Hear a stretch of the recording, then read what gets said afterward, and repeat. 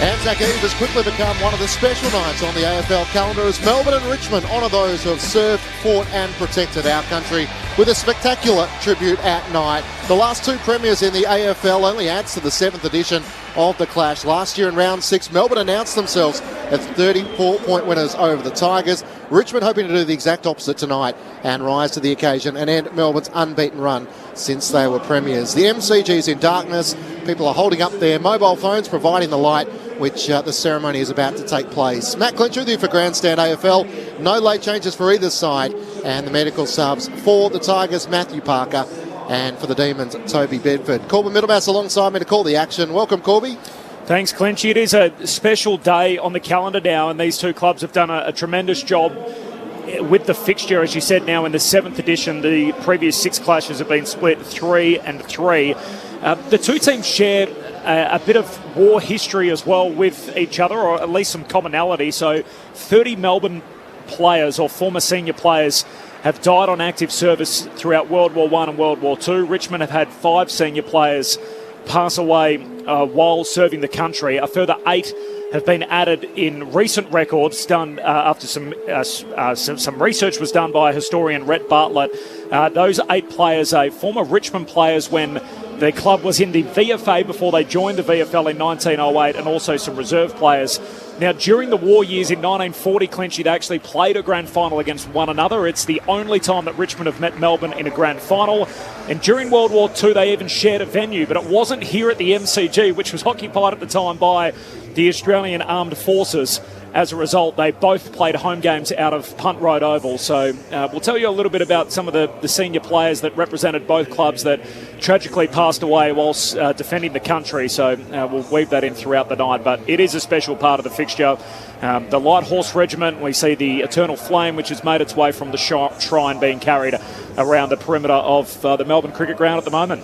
So Curtis McGrath is going to light the cauldron, and the Frank Checker Hughes medal for the best player on the ground tonight, paying tribute to both sides. You're experts on Grandstand AFL. Brett Delidio, welcome. I heard you make the reference to your pop this morning on the Sunday Grandstand program. It's become a big 48 hours with Anzac Day tomorrow and the night service to take place before the Melbourne-Richmond game. Welcome to you. Yeah, thanks, Clinchy.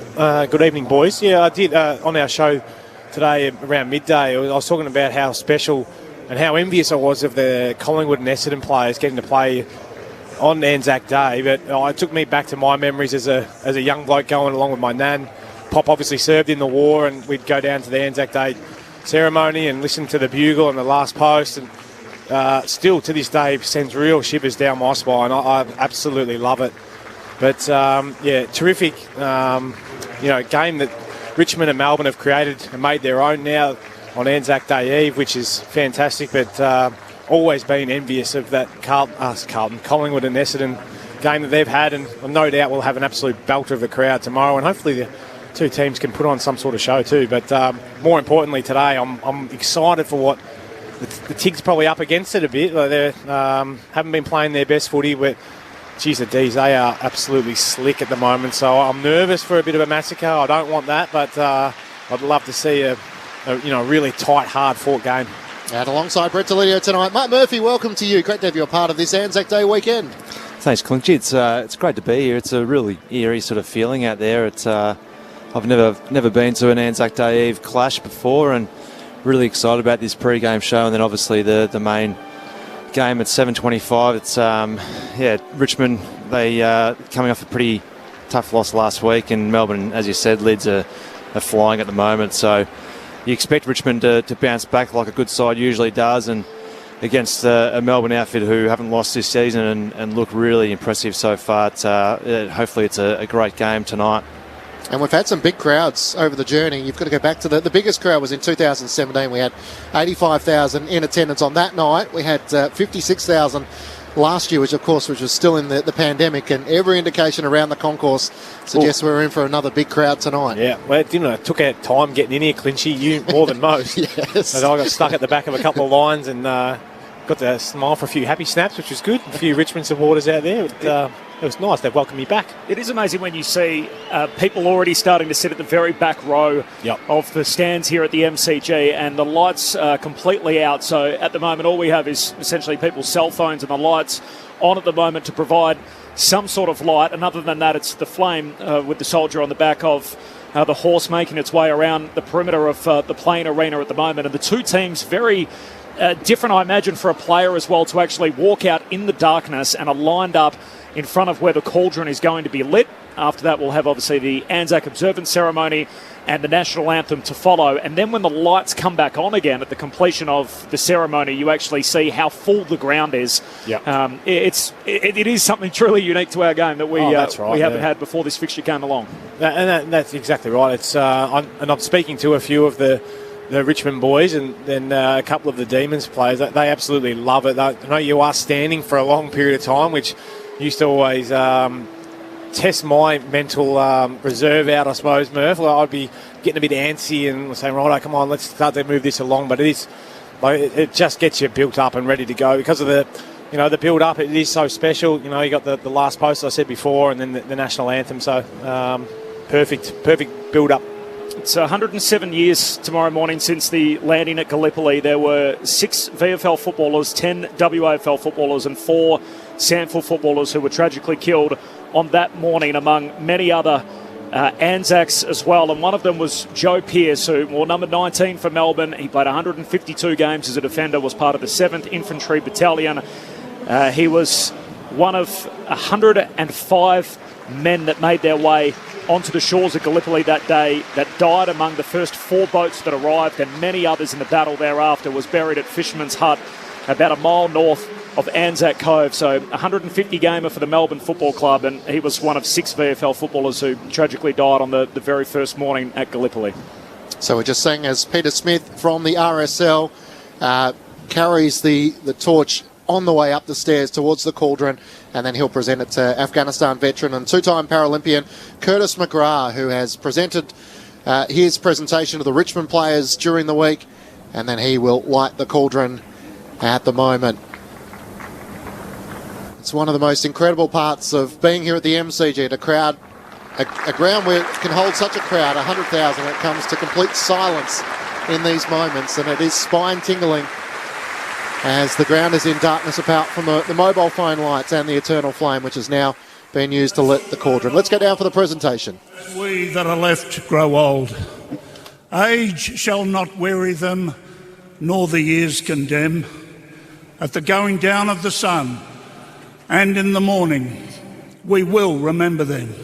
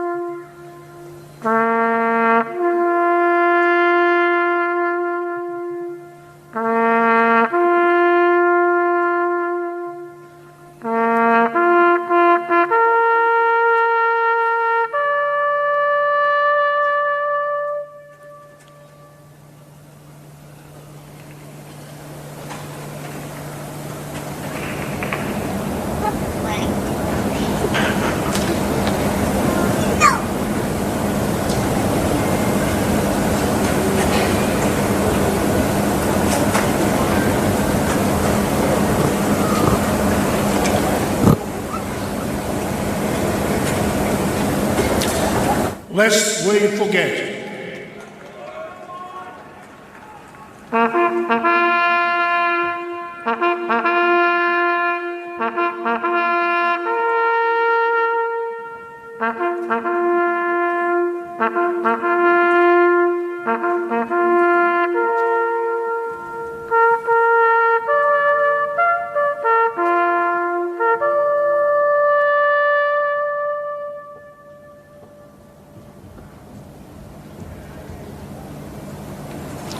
Please remain standing for the National Anthem of New Zealand, performed by Private Hetty Adams from the New Zealand Army Band.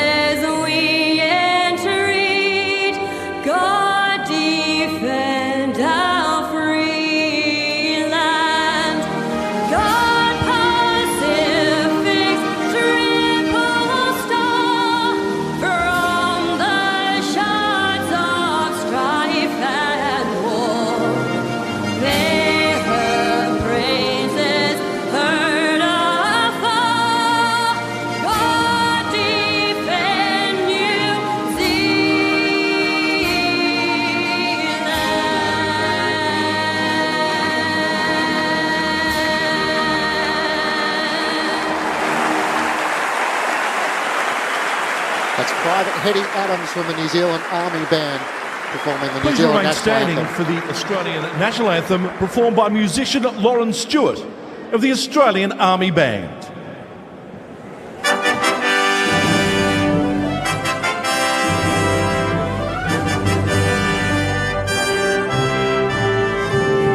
Australians, oh, let us rejoice, for we are one and free.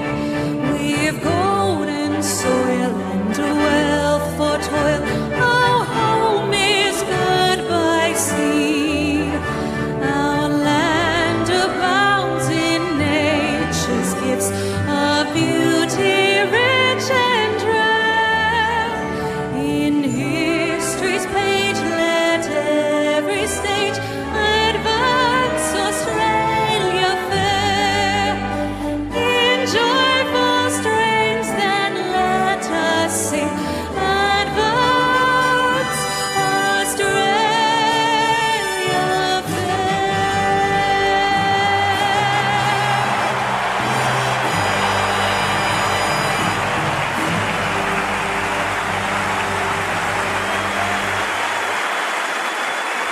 Sergeant Lawrence Stewart of the Australian Army Band with the Australian National Anthem there as the ceremony took place from the Ponsford stand, where traditionally the grand final entertainment takes place, and another moving ceremony as the two teams are going to break through the one banner with Lest We Forget facing us in the members' side of the MCG as the floodlights will start to come on. Of course, Richmond in their special Anzac Day jumper, where the gold sash has been replaced by the yellow wattle, and of course the wattle was sent to servicemen and women as a reminder of back home in Australia, and the Demons in their Anzac replica jersey as well. So they make their way through the one banner as the lights start to come to full effect once more here at the MCG, and it's always a moving ceremony to think that 4 VFL Premiership matches were played on April 24th in 1915. And then the following day, the Anzacs stormed the beaches of Gallipoli. And here we are, as Corby mentioned, 107 years later on Monday. It's an incredible part of history to be a part of, and we're always thankful and fortunate to be sitting in one of the best seats in the house. And I guess trying to just put it into modern context too, when you think about And we're here to broadcast footy, and football has done a tremendous job at telling the story of the Anzacs, particularly over the last 25 years or so with the advent of the Collingwood and Essendon blockbuster fixture. But by the time the last major conflict that Australia was involved in ended in 1972, there were 8,000 men that had played VFL football.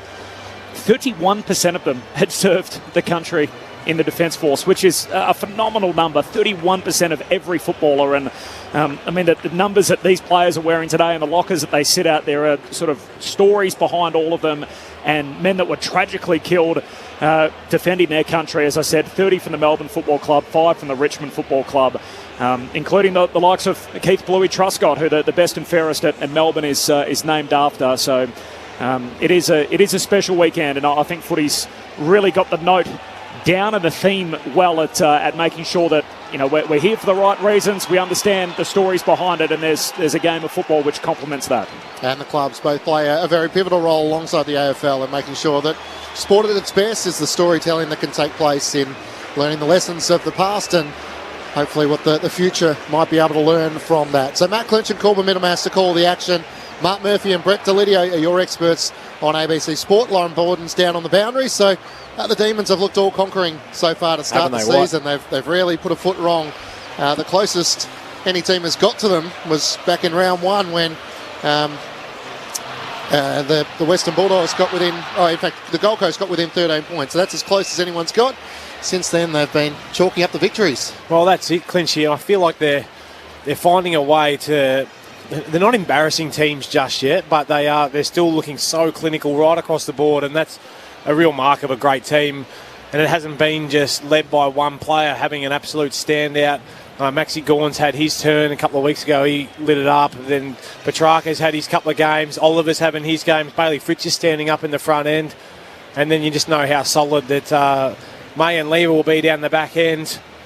So look, they are just a well-drilled side and just stars across every line, Murph. And then I think what I like, what they put it down to mostly is that they're hard-working little half-forwards that just get up and put pressure on, and they stay in and involved. I talk about Neil Bullen, Charlie Spargo, Keziah Pickett. These guys, Harms at times can play across there as well. They just apply a heap of pressure, and it's not too dissimilar to what the Tigers had when they went through their reign with Castagna and Butler when he was down there, Dan Rioli when he was playing the front half, Liam Baker, so very similar teams in the way they set up, but at the moment Melbourne are just executing that so much better, and they're a lot younger in the midfield, I think, which probably helps them, but they're also bigger. How often would you come up against two absolute bulls in Petrarca and Oliver that can probably go forward and kick a few goals themselves? So up against it, the Tigers, but very excited to see the first bounce and see which way it starts going. Yeah, well, I haven't watched them live this year, Melbourne. I've just been able to watch them on the TV, and you don't get a real appreciation just how easy they do make the game of football look at times watching them on TV. So I'm looking forward to seeing how they go about it today. You spoke about their midfield and their forwards as well, but yeah, they've got some genuine stars for that midfield. And Max Gawn, I know Patrick Cripps over the years has always said, if there's one player he could grab from an opposition side, who would it be? And he always says Max Gawn. You can't underestimate how big an influence he has, obviously within the centre square and his dominance around the ground, but he just puts it in a space or on a platter for blokes who are just enormously talented as it is. So it's hard going up against Max Gawn, and then you've got Clayton Oliver, who he'll be a Brownlow medalist at some point, no doubt. Petrarca probably the same. Who do you tag? Probably depends on... Well, the Tigers don't. Well, the Tigers don't, but they've got to have some sort of accountability for both of them, because you can't just let them do what they want unless you're obviously going to back in your system, which most sides do this day and age. But there still needs to be some sort of accountability at stoppages, because those two blokes can tear the game apart pretty quickly for you. And we saw that in the grand final last year against the Bulldogs. They just basically in the third quarter said this is where the game's going to be won, and those two blokes just stood up and won it for them single-handedly, almost, those two. So it's going to be a fascinating watch. Obviously Richmond were pretty disappointing last week, and they're such a great side and such a great football club that they'll respond, no doubt, and they'll would have been really excited about the opportunity to play on Anzac Day Eve and come against a side who hasn't lost a game yet this season. And it's going to be pretty exciting to watch. Two big things, Murph, out of last week's game. So the free kick differential that went against Richmond. So I think they lost that by 20. So it was 33-13 against Adelaide, but they were also conceded more than 60 points from stoppages. Which one of those two numbers do you think will concern Damien Hardwick the most?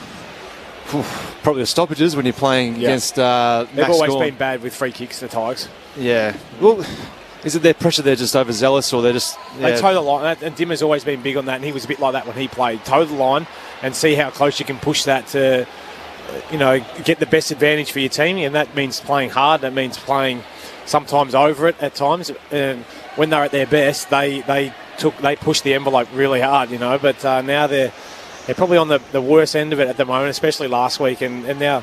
That stoppage work, if you're going to give up 10 goals from stoppage, this is going to be an absolute blowout against Melbourne.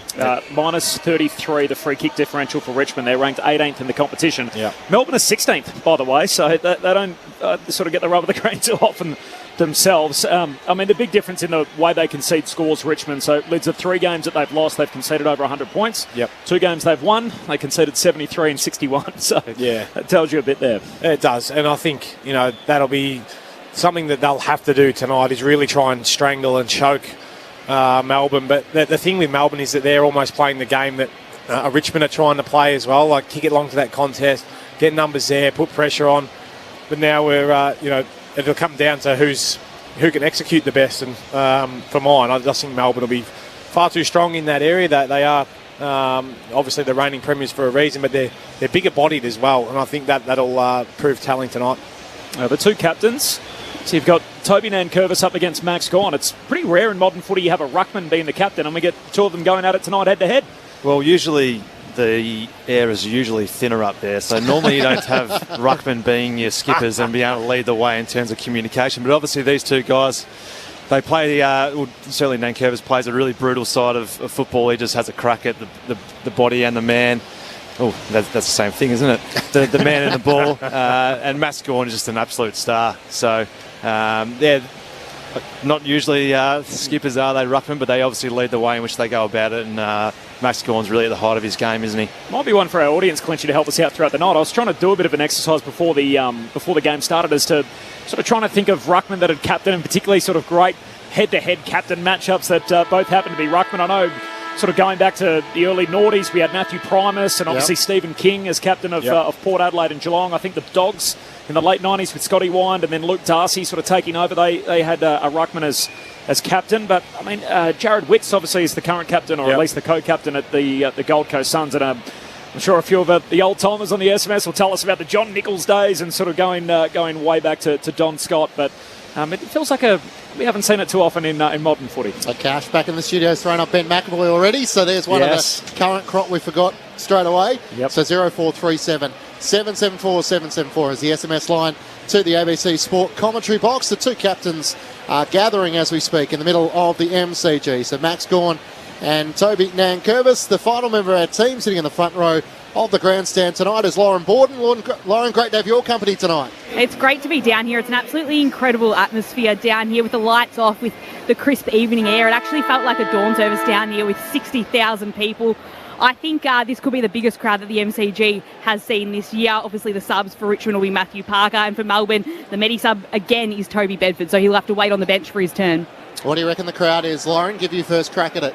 I'm going to go up and say 65,000 at the moment. Oh, big. I like it. Righto, Corby. This is right in your wheelhouse. 68.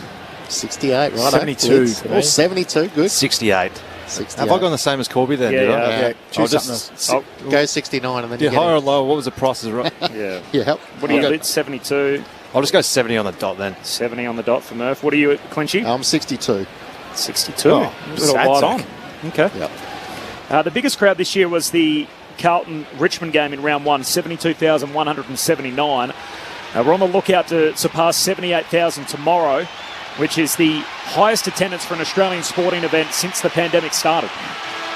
So the players are heading into position. Melbourne to head to the City End in the opening term after Max Gawn won the toss. The 7th Anzac Eve match between Melbourne and Richmond on ABC Sport. Here's Corporal Middlemass. From one dynasty perhaps into another, The fading Richmond team up against the all-conquering Demons as Gawn wins the hit out in the middle. Cochin socks it out of the centre square. The yellow Sharon out towards the members' wing. Hunt leading in the chase of the footies, knocked off it. And Baker collects for Richmond. Hand pass to Ross, who feeds it back to Vlosten by hand, who gets a moment to do a spin and then kick down to half forward. Prestia the target. Hunt spoils and it's out of play. 60 out from the Melbourne goal. They won the toss. They're kicking to the punt road end. In fact, Melbourne won the toss. They're kicking to the city end, which means Richmond can't come home to the punt road end, as they so often like to do. So the Tigers to the punt road end of the opening turn. Thrown back in. Nankervis tries to wrestle to the front against Gawn, but Gawn just knocks it to the front. Now the non-officiating umpire's paid a free kick, and it's going to go Richmond's way. Trent Cochin to take the free kick. So I think that Luke Dunstan first stat as a Demon is a free kick against, and Trent Cochin's going to kick the Tigers into attack. Coming out, Tom Lynch on the lead, and Jack Rebold. It never got to them. And Max Gawn filling the hole as he does so well. Takes the intercepting mark for Melbourne. Back to the last line to Petty. Harrison Petty back into the Melbourne lineup, kicks towards half back, looking for Jordan. Cochin takes the intercepting mark for the Tigers. He can go backwards to Vlosten. So Vlosten outer edge of the centre square.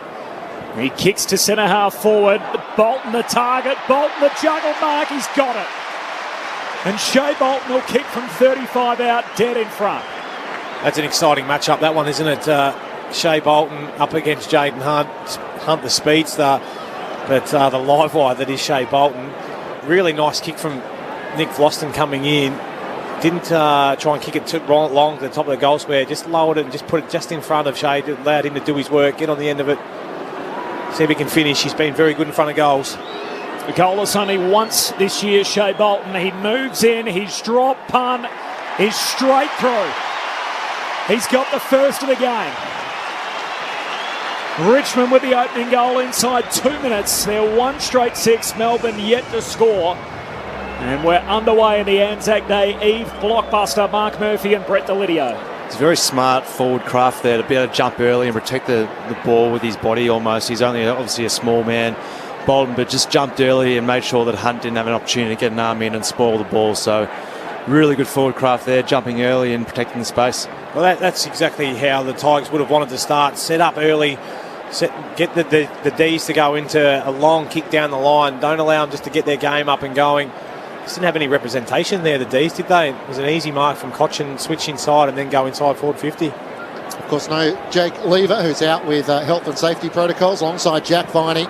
Trent Cochin starting at half forward for the Tigers. Back in the middle, Nankervis one down the tap. A chance for Oliver, who scraps with Prestia at ground level. Dunstan with a hand pass out. Got it to Bowie. Hand pass to Gawn under pressure. Back to Oliver, back to Bowie. Dead end. Bolton got the tackle. Richmond win it back. Prestia kicks inside the 50. Revolt one-on-one with Smith. Smith taps it down straight to Lynch. Trying to get it to Baker. Threw a boot at it. That's got to be kicking in danger as May tried to lunge his body forward.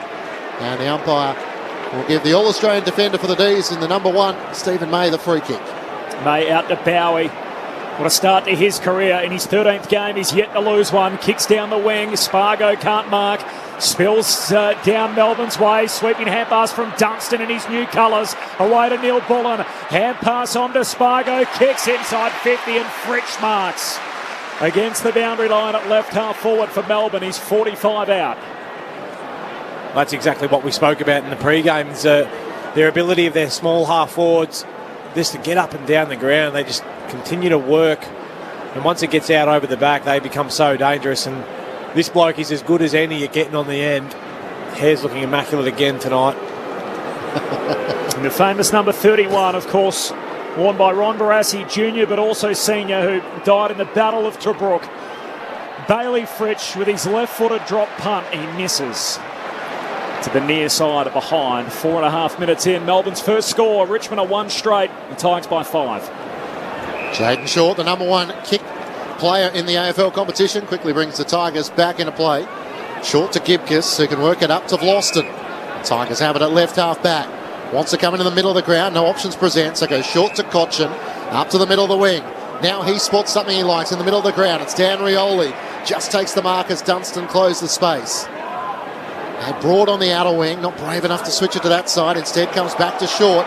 Broadcast side, member side of the MCG. He veers out to the right. Long kick inside the 50. Revolt a long way back. May spoiled it down. Then had to regather his own footy. Hand pass to Petty for Melbourne to Jordan. Over the top to Brayshaw to Oliver. Tackled by Baker. Got the hand pass back to Jordan. Rushes a kick up to the wing. Wiedemann 2-on-1. Brought it down. Allowed Ben Brown to have a contest. He's tackled by Boston and holding the footy. The Tigers are red hot in the opening 5 minutes here. They lead by 5 points. Nick Floston second up, and he's had 4 touches already. Kicks to Bolter. Joel Smith spoils. Straight to Prestia. Runs into the open goal, but misses. Gee, had a clean look on the run from 20 out. Missed it to the left. Tigers 1-1. Melbourne 1 behind. 6 minutes in. Hot start. You're right, Clinchy. Dimmer's got them wound up. They're right on at the moment, not giving the D's any time or space. Stephen May's going to go right down the middle looking for Max Gawn. Gloston's underneath it. He double fists it back towards the top of the 50. Bolton thought he was held when not in possession. Umpire waves play on. Prestia gathers. Hand pass to Edwards. Cossie Pickett gets him. Knocks it clear into the path of Bowie. Gets the hand pass to Dunstan. Away to Jordan, all under pressure. Kicks around his body towards Harms. Up with one hand. Couldn't take the mark. He's got enough pace though to run back onto it. In front of Mansell. Gets the hand pass to Petrarca. He looks inside the 50. Couple of Richmond players in front, but it almost found Ben Brown flying from behind. Eventually by Gloston, turns it over with a hand pass to Harms. He's tackled by Nankervis. Neil Bullen on 50. Prestia lays the tackle, holding the footy. Hot whistle. And Alex Neil Bullen is penalised. Dion Prestia to take it at left half back. Tigers lead by 6 points. Prestia, dangerous kick, goes short to Nankervis, and the captain marks at half back. And he pokes his left footer out wide to Ross, and Jordan awake to it, takes a one-hander. Intercept mark for Melbourne right on halfway. The Tigers have got their game going early. We're 7 minutes in, they lead it by a goal. Jordan kicks down to half forward towards a contest. There's a whistle on the play and a free kick for a hold. Ben Brown will get it. It's against Tarrant. And first game back for Ben Brown. Having missed the last couple, he'll shoot from 50 out at right half forward. Not a lot in that. Was there, big handful of wrapped around, I reckon. You'll find if you watch. I've had a couple of key forwards tell me that Robbie Tarrant has got a bit of a tendency to do that. They complain a fair bit, the big key forward. He was out with the health and safety protocols and then copped a week on return in the VFL for throwing an errant elbow. He's back here in the league side for his first game since round 2. Ben Brown, the long customary approach. He's kicked, sails goalward, but it's marked on the behind line by Max Gawn. There will be a conference here between the field umpire and the goal umpire as to whether it crossed the behind line or not. Score review. The ruling on the ground is a behind, but they're going to check it. Looks close, but probably got it right.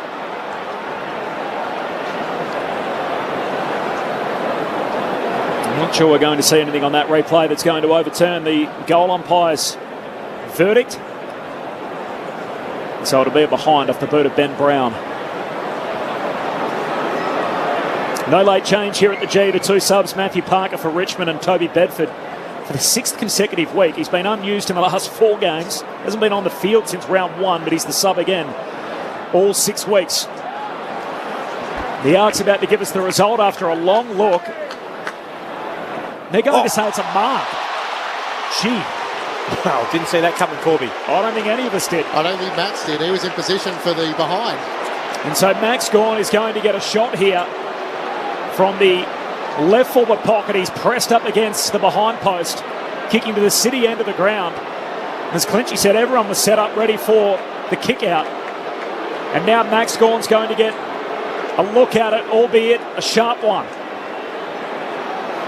He'll have to snap across the body with his right boot. We've seen him do some miraculous stuff, and you can add that behind to the list.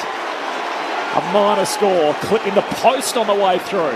So after all that, a behind for Melbourne. It's Richmond by 5 points, and the kick-out's a turnover. Vlosten kicks it to Pickett, short into the pocket, and Neil Bullen takes the mark.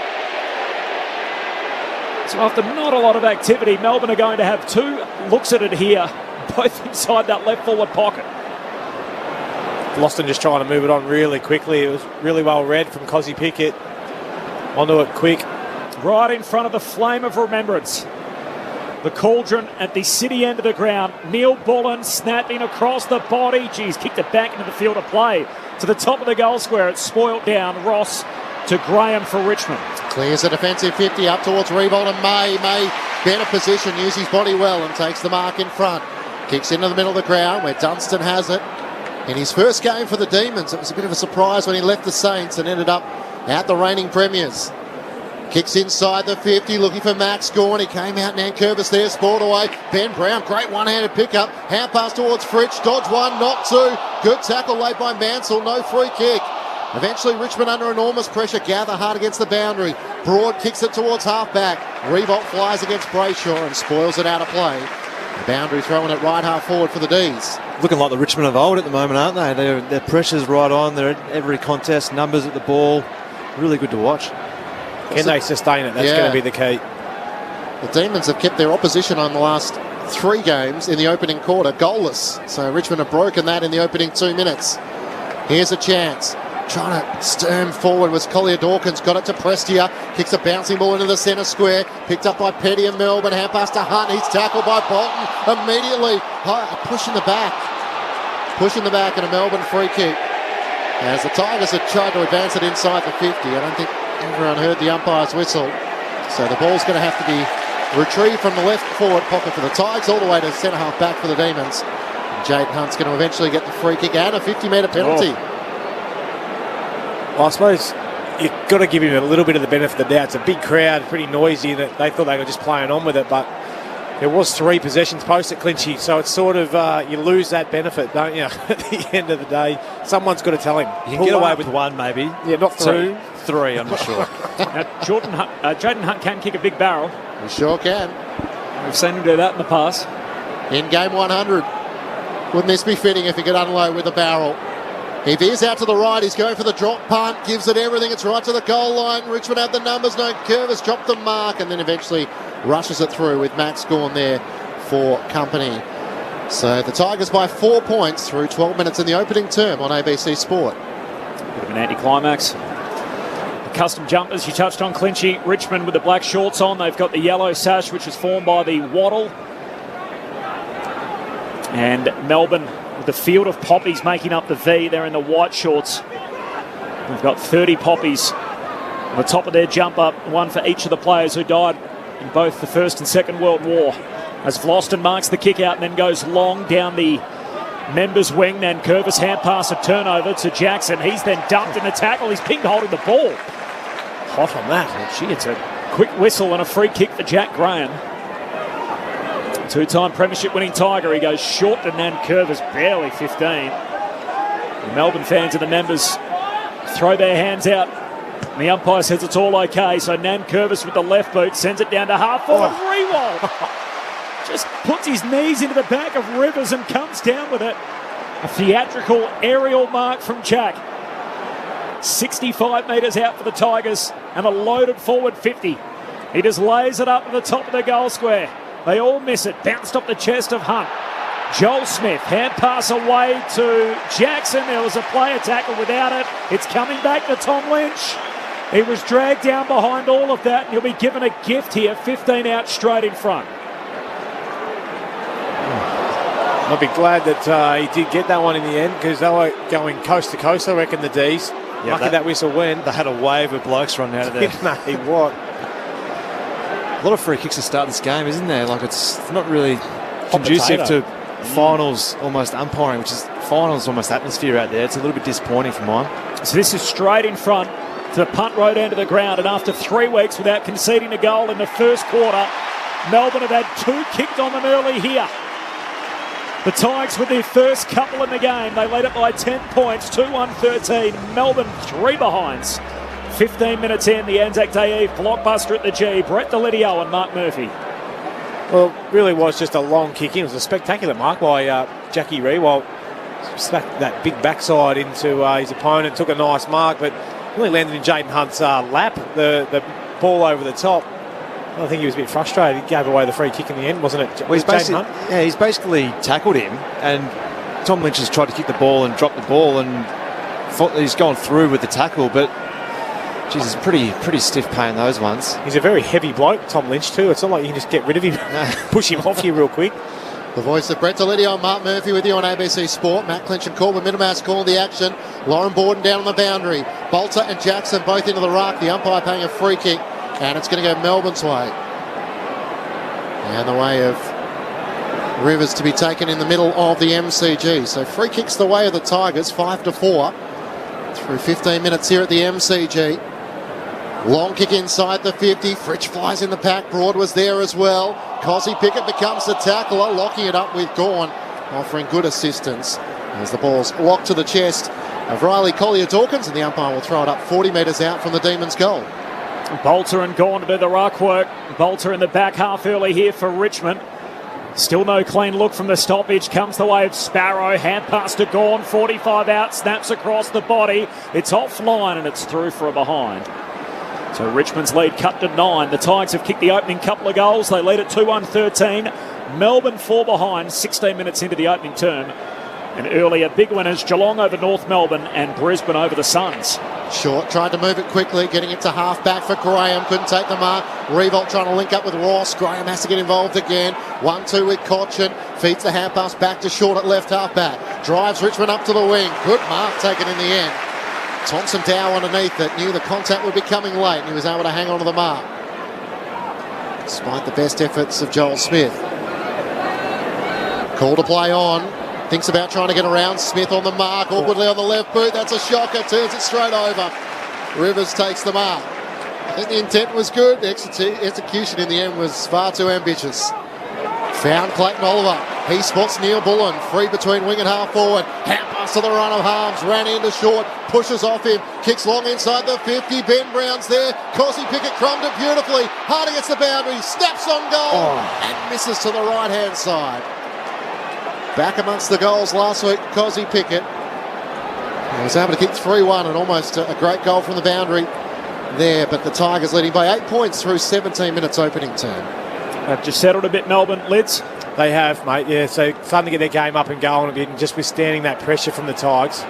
Now Richmond trying to run it out of defensive 50. Mansell hand pass to McIntosh. High up and under to half back, but flying through is Jaden Hunt. Takes the intercept mark.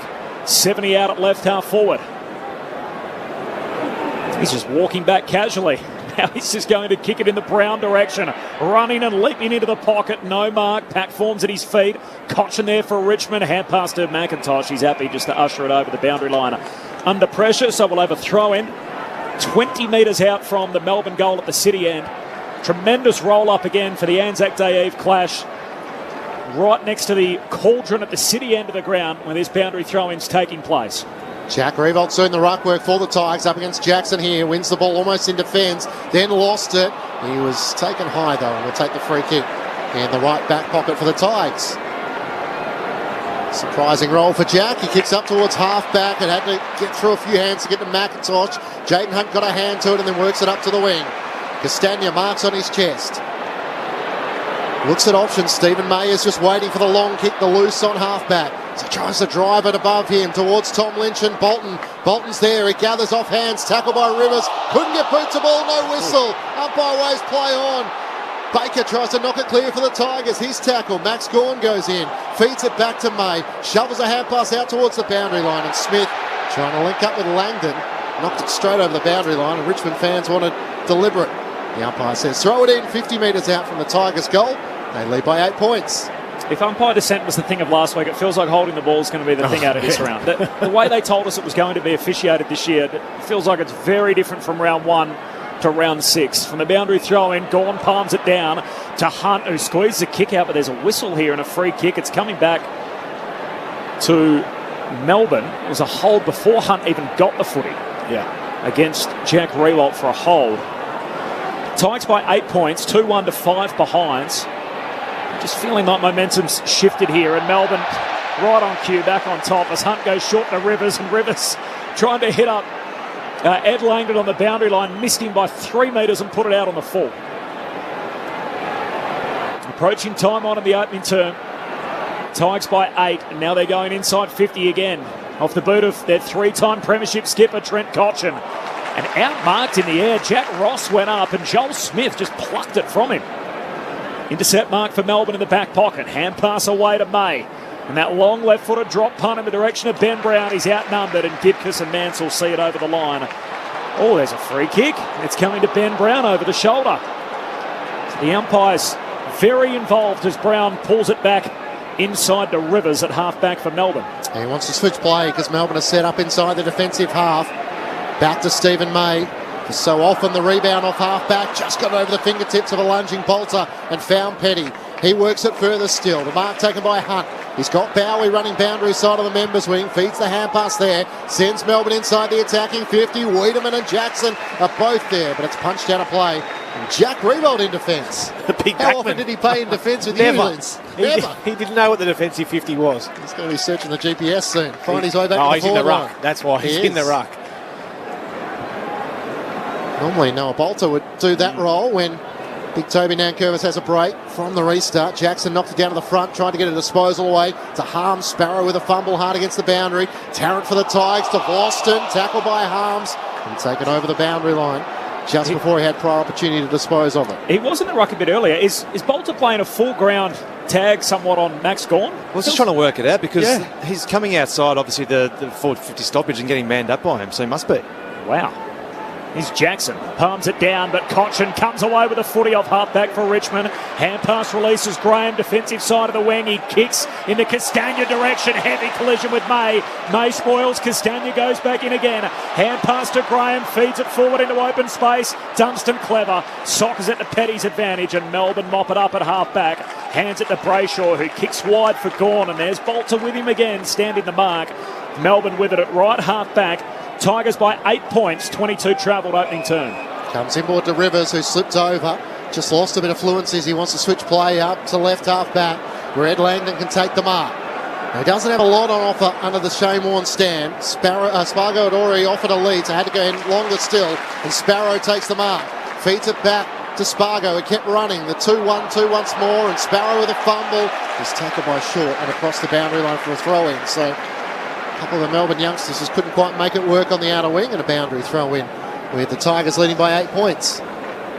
Big Max may have blown Noah Bolter up here early, Lids. He's come to the bench for a bit of a breather. Yeah, well, there's a reason why he's 5-time All-Australian, Big Max. He knows how to work.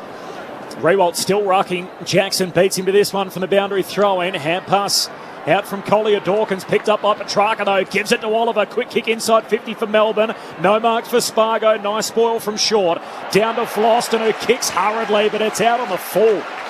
Pressed up against the southern boundary line, and a free kick for the D's between wing and half forward. Great pressure from Charlie Spargo there. He was fighting against the Shepherd.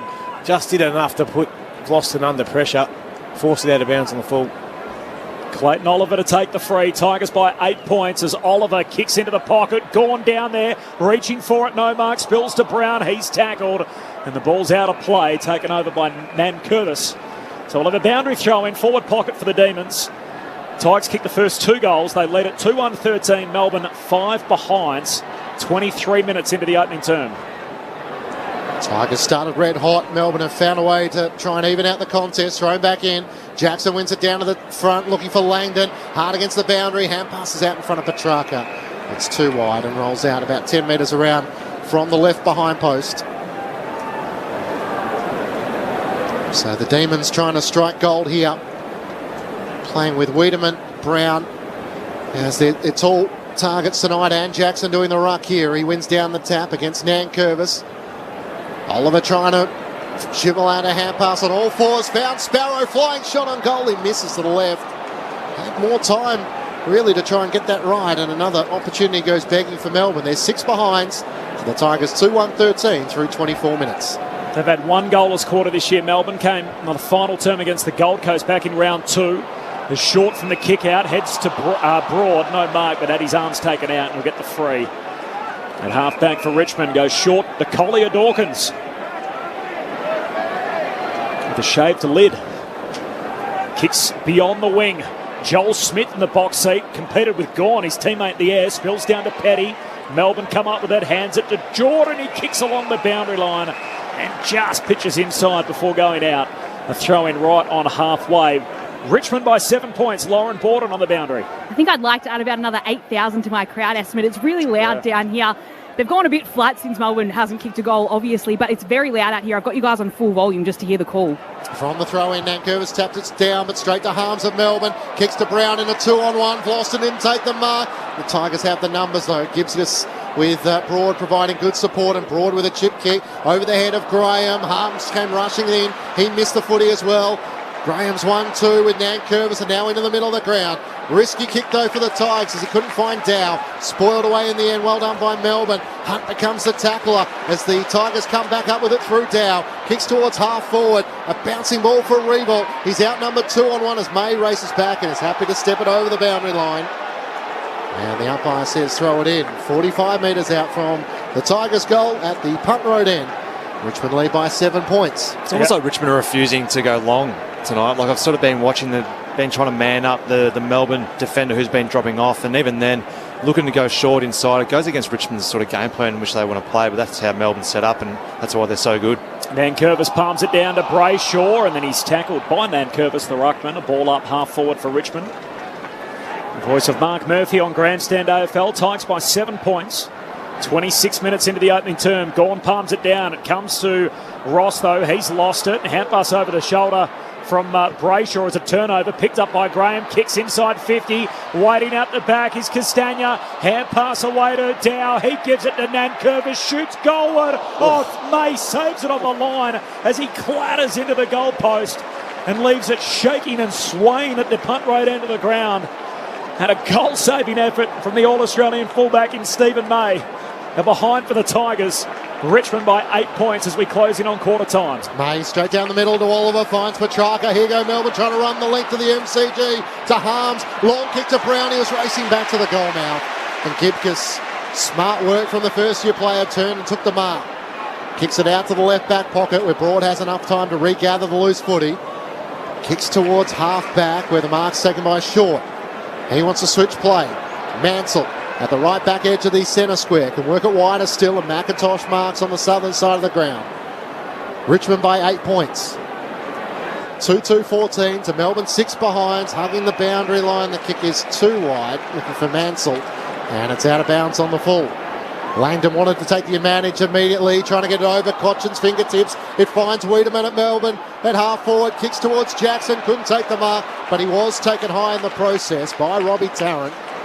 And Luke Jackson is, the man on the mark is right on 50. Take a good kick from here, Clinchy. Let's have a look at that goalpost still wobbling. Liam Matthews in the box next to us saying that was a cute hit. So Luke Jackson with 5 goals, 4 so far this season, isn't going to have the shot, puts it into the path of Ben Brown, a perfectly executed plan. In the left forward pocket, had the size on Gibcus. And probably a bit disappointing that there wasn't some more support. I think Gibcus might have just fallen asleep a little bit there in his defensive intensity. He was caught about 3 or 4 metres off. It was a nice kick by Jackson, just allowed Ben Brown to go into it. But it wasn't perfect either. You had to stop and get to it, so Gibcus had every chance. Back into the Melbourne lineup, Ben Brown steps out, snaps on the right boot, and the reigning premiers have their first goal in this Anzac Eve clash. It comes at the 28-minute mark of the opening term. The Tigers 2-2-14 to Melbourne 1-6-12 on ABC Sport. You're with Mark Murphy and Brett Delidio. Been a strange game, hasn't it, Lids? Like, it started off really full of pressure and intensity, and then it's sort of the last 10 minutes has been kicking the ball around. A few big contests, one obviously with the goalpost earlier, but it's sort of almost lacked in the last 5 or 10 minutes. Yeah, you're right, Murph. It feels like the game's opened up a little bit. That it's always going to be, that intense pressure early. Who can withstand it? Obviously, Melbourne have gone forward and had their opportunities. Haven't been able to capitalise, but they'll feel pretty comfortable now going into quarter time. Righto, we've stood their best. Now let's see whether we can get going again at the start of this second quarter. The mark's inside 55-1 Melbourne's way. That's always one of their strengths. Tigers by 2 points. Gawn palms it down in the middle. Prestia had it, lost it, stolen from him by Oliver, then threads a hand pass into the path to Petrarca. Got some contact in the other direction. Prestia tried to soccer it out of there. Said play on. Now Bolton tries to kick a hard volley in the middle of the ground. Still no clean possession. Preskia's got it, but there's a free kick. It's coming back. And Petrarca was tackled without the footy. So the man who won the inaugural Checker Hughes medal for the player and Judge Besterfield in this game last year comes wide to Brayshaw, and Brayshaw down to Luke Dunstan, the former Saint. A lefty puts them inside the forward 50 for his new club, Melbourne, to the top of the goal square. Gawn overruns it. Harms collects. Hand pass releases Wiedemann into the open goal. He dribbles it through. D's in front for the first time tonight. And again, the goal umpire at the City wants to go upstairs to the yard. I think it's hit the goal umpire, hasn't it? Ed Langdon was right there in front. I would like him to just tap it through soccer style, but I'm pretty sure that's a goal from back here. So the ruling on field is that's why. Yeah, it's hit him. Gone through his leg. It's not me. That's an amazing finish. So Wiedemann into the open goal has dribbled it along the ground. Langdon stepped back, let it go through, and the goal umpire, who's straddling the post, it's hit him on the inner thigh. And then hit the post. And then hit the post. That's over the line already when it hits his inner thigh, isn't it? Yeah. And it wouldn't have hit the post if the goal umpire wasn't standing where he was. My understanding, this should be a goal. And it is. D's are in front. They lead it by 4 points. 2-6. Richmond at 2-2. Half-hour mark opening term. Just some good play there in and around as the Dunstan kick in. It was to a reasonable spot, but good follow-up after that. Maxi Gawn had the first play on it. James Humps just clean below his knees and strong to stand up in that tackle. Big Wayne Wiedemann just found himself goal side there with no opponent, able to dribble one through. They also had Ed Langdon there doing his best work on the wing. Probably could have got a handball received if needed. Well done, Wayne. So an important early goal for Sam Wiedemann, who kicks his 6th goal of the season. Tom McDonald in the VFL today kicked 3. Casey unbeaten in the VFL as well. Their 23-point win over the Tigers there. Back in the middle, Nankervis wins down the tap against Gawn. Gets it at the advantage of Shea Bolton.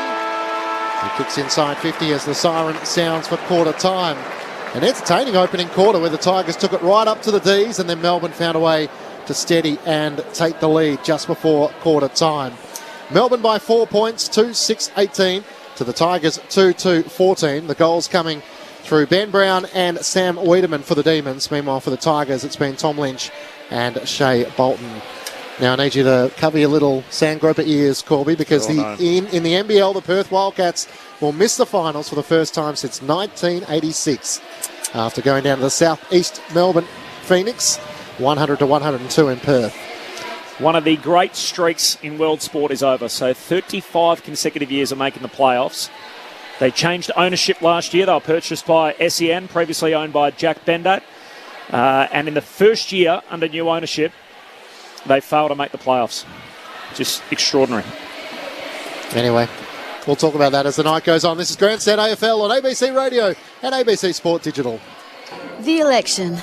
It's easy to get lost amongst the polls, policies and pledges. If only there was a way you could make more sense of it. Bridget Brennan from ABC News has an election hack, a way to find out how your views compare to the major parties. Go online to Vote Compass, answer a few quick questions. You may be surprised where you stand on the political spectrum. Vote Compass, exclusive to the ABC. Go to abc.net.au/Australia Votes. The 2022 AFL Premiership season. Grandstand AFL. On ABC Radio and ABC Sport Digital. He kicks to centre half forward. Bolton the target. Bolton the juggle mark. He's got it. And Shea Bolton will kick from 35 out, dead in front. Goalless only once this year, Shea Bolton. He moves in. His drop punt is straight through. He's got the first of the game. Joel Smith, hand pass away to Jackson. There was a player tackle without it. It's coming back to Tom Lynch. He was dragged down behind all of that. He'll be given a gift here, 15 out straight in front. So this is straight in front to the punt road end of the ground. And after 3 weeks without conceding a goal in the first quarter, Melbourne have had 2 kicked on them early here. So Luke Jackson with 5 goals for so far this season isn't going to have the shot. Puts it into the path of Ben Brown. A perfectly executed plan. In the left forward pocket, had the size on Gibcus. Probably a bit disappointing that there wasn't some more support.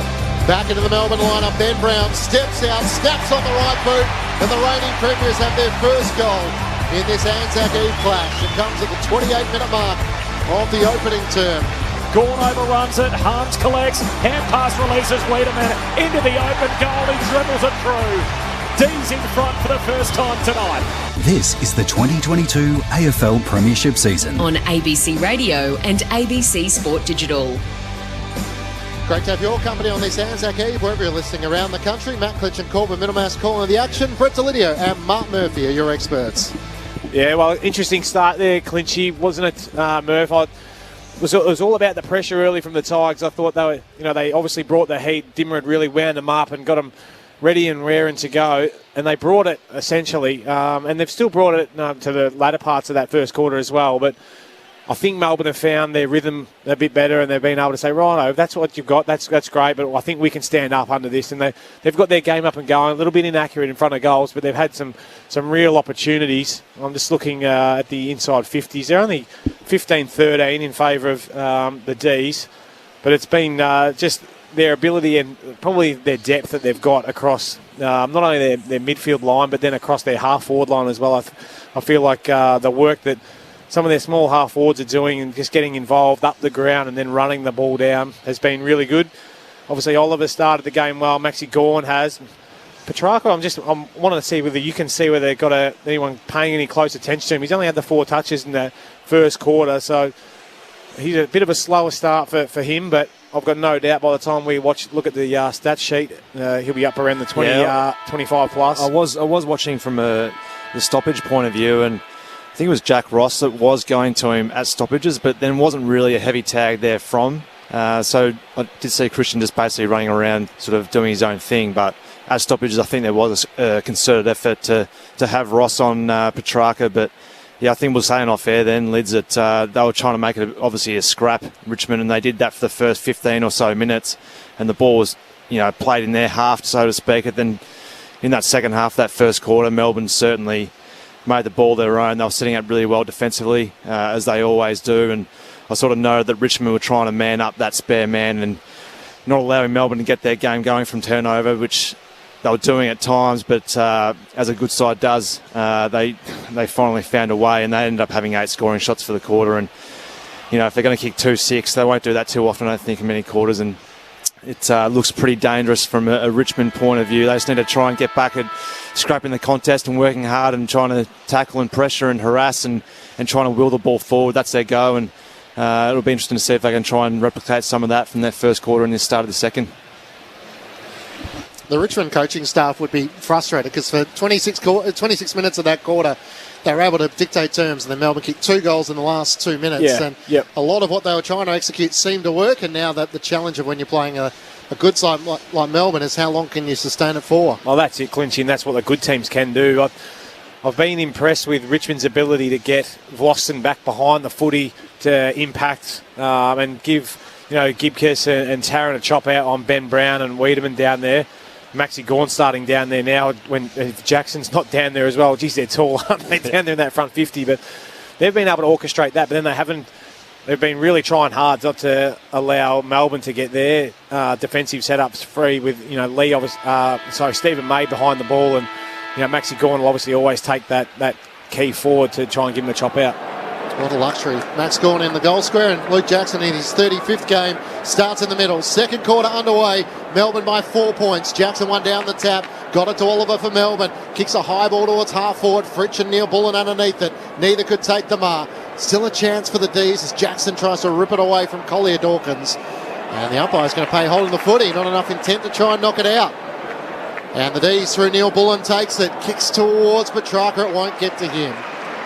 And the mark is taken by Ross in the left back pocket for the Tigers. Oh, Janty in that kick, wasn't it? Yep. So Ross, the long kick towards the southern wing. Joel Smith in front, can't pull it down. Spills to Dow, he's wrapped up. Hand pass off the deck in front of the punt of Edwards, who was quiet in that opening term. Socks it into the front half. May collects, kicks across the centre square and finds Jordan. He kneels down to take the mark. So Melbourne by 2 points as they were at quarter time. They've led all 6 games they've played in this year at quarter time. It's wide to Petty, and Petty short to Brayshaw. Brayshaw chips it back to Jordan, but awake to it. McIntosh, he gets across and knocks it out of play. So a boundary throw in right in front of the interchange. Melbourne by 4 points. Talk about Shane Edwards being quiet. You can't be quieter. 0 touches in the first quarter. I can't imagine We've done that too many times. And it comes. Nankervis palms it back down close to the boundary line. Here's Oliver, clever kick, hooks it back into the corridor. Neil Bullen the target, it's over his head. Rioli races away with it. Sends it long towards half forward when Noah Bolter and Castagna was there. He flew at the back of the pack. Bolter runs onto it, right forward pocket, snaps on goal, it's across the face. Lynch was free, can't get on the end of it. It was a pretty good athletic display from Noah Bolter. If he could have just found Lynch, the Tigers were away. A throw in the left forward pocket. How about the Clayton Oliver kick there on the inside of the left foot? Yeah. Just snapped Did he that mean about. it? Well, giving the benefit of the kick. Tigers deep in attack. Nankervis and Jackson doing the ruck work. Nankervis knocks it to the front. A chance running onto it for Dow. Just couldn't get boot to ball as he was tackled. May picks it up for Melbourne. Hand pass to Langdon to Petty around the boundary line and then works it to Sparrow. He jams a kick out of defence up to the wing. Rioli's waiting for that. He flew and then just had it knocked out of his hand by Max Gawn, who seemed to lay the tackle on Kipkis before he had possession. Tarrant for the Tigers. Kicks wide at half forward. And it's out on the full, and Sparrow will take the free kick for Melbourne at right half back with the Demons leading by 4 points. Tom Sparrow, short kick made it really tough for his teammate Neil Bullen, who wins possession but under the pump. Hand pass a turnover. Prestia on the southern wing. Wins it for Richmond. Hand pass to Down. Now to Nankervis. Kicks inside 50. Rivers in the box seat. Spills down to Castagna, who shoots goalward. His hurried kick misses out to the right and behind. Jason Castagna. Melbourne by 3 points. 3 minutes played, second term. Stephen May brings the Demons back into play to the right back pocket for Harrison Petty. He's off for a dash. Bolton off at the chase and almost got him as he works the kick up to the wing, and Ed Langdon takes the mark. Jack Ross seems to have the job of trying to keep up with Ed Langdon tonight, which is no easy feat. Works it over the top to Sparrow. Melbourne's work rate to get up and back the ground. It's what Richmond used to do so well. Sparrow called to play on the wing, sends the ball towards half forward. Max Gawn and Ben Brown's there. Gawn just stood his ground and takes the mark in front of Tarrant. There's no real urgency to move it as well. He wants to wait for Brown to race back to the goal mouth. Now he veers out to the right. Sends it towards the teeth of goal. Nankervis should take an uncontested mark. I'm not sure what Max was thinking there. Tigers out of defence. Nate comes wide with a kick but turns it over. Rivers takes the intercept mark. Took a couple of steps off his line and then wanted to go back and take the kick. The umpire said it's okay. I thought he was going to penalise McIntosh for moving off the mark, and sensible umpiring. In the end, he pulls McIntosh back to where he needs to be. And Rivers is taking his kick from 60 out. In the end, he just sits it up to the top of the goal square. Gawn competes, spills down to Spargo, chucks it on the boot, and through it goes. It was touched on the way there. And a minor score. They had the Melbourne fans convinced. The D's now by 4 points as they were at quarter time, early stages of the second. And like a flash, Richmond have tried to work it towards the wing. Bolter can't take the mark. Hunt gathers for Melbourne, hard against the boundary, kicks towards half forward. Tough one for Ben Brown. He did well to palm it away from Prestia to Hunt. Back to Brown, trying to link up with Langdon. He runs out of room and a boundary throw in. At right half forward for the Demons. They lead by 4 points. 2-7-19 to the Tigers, 2-3-15.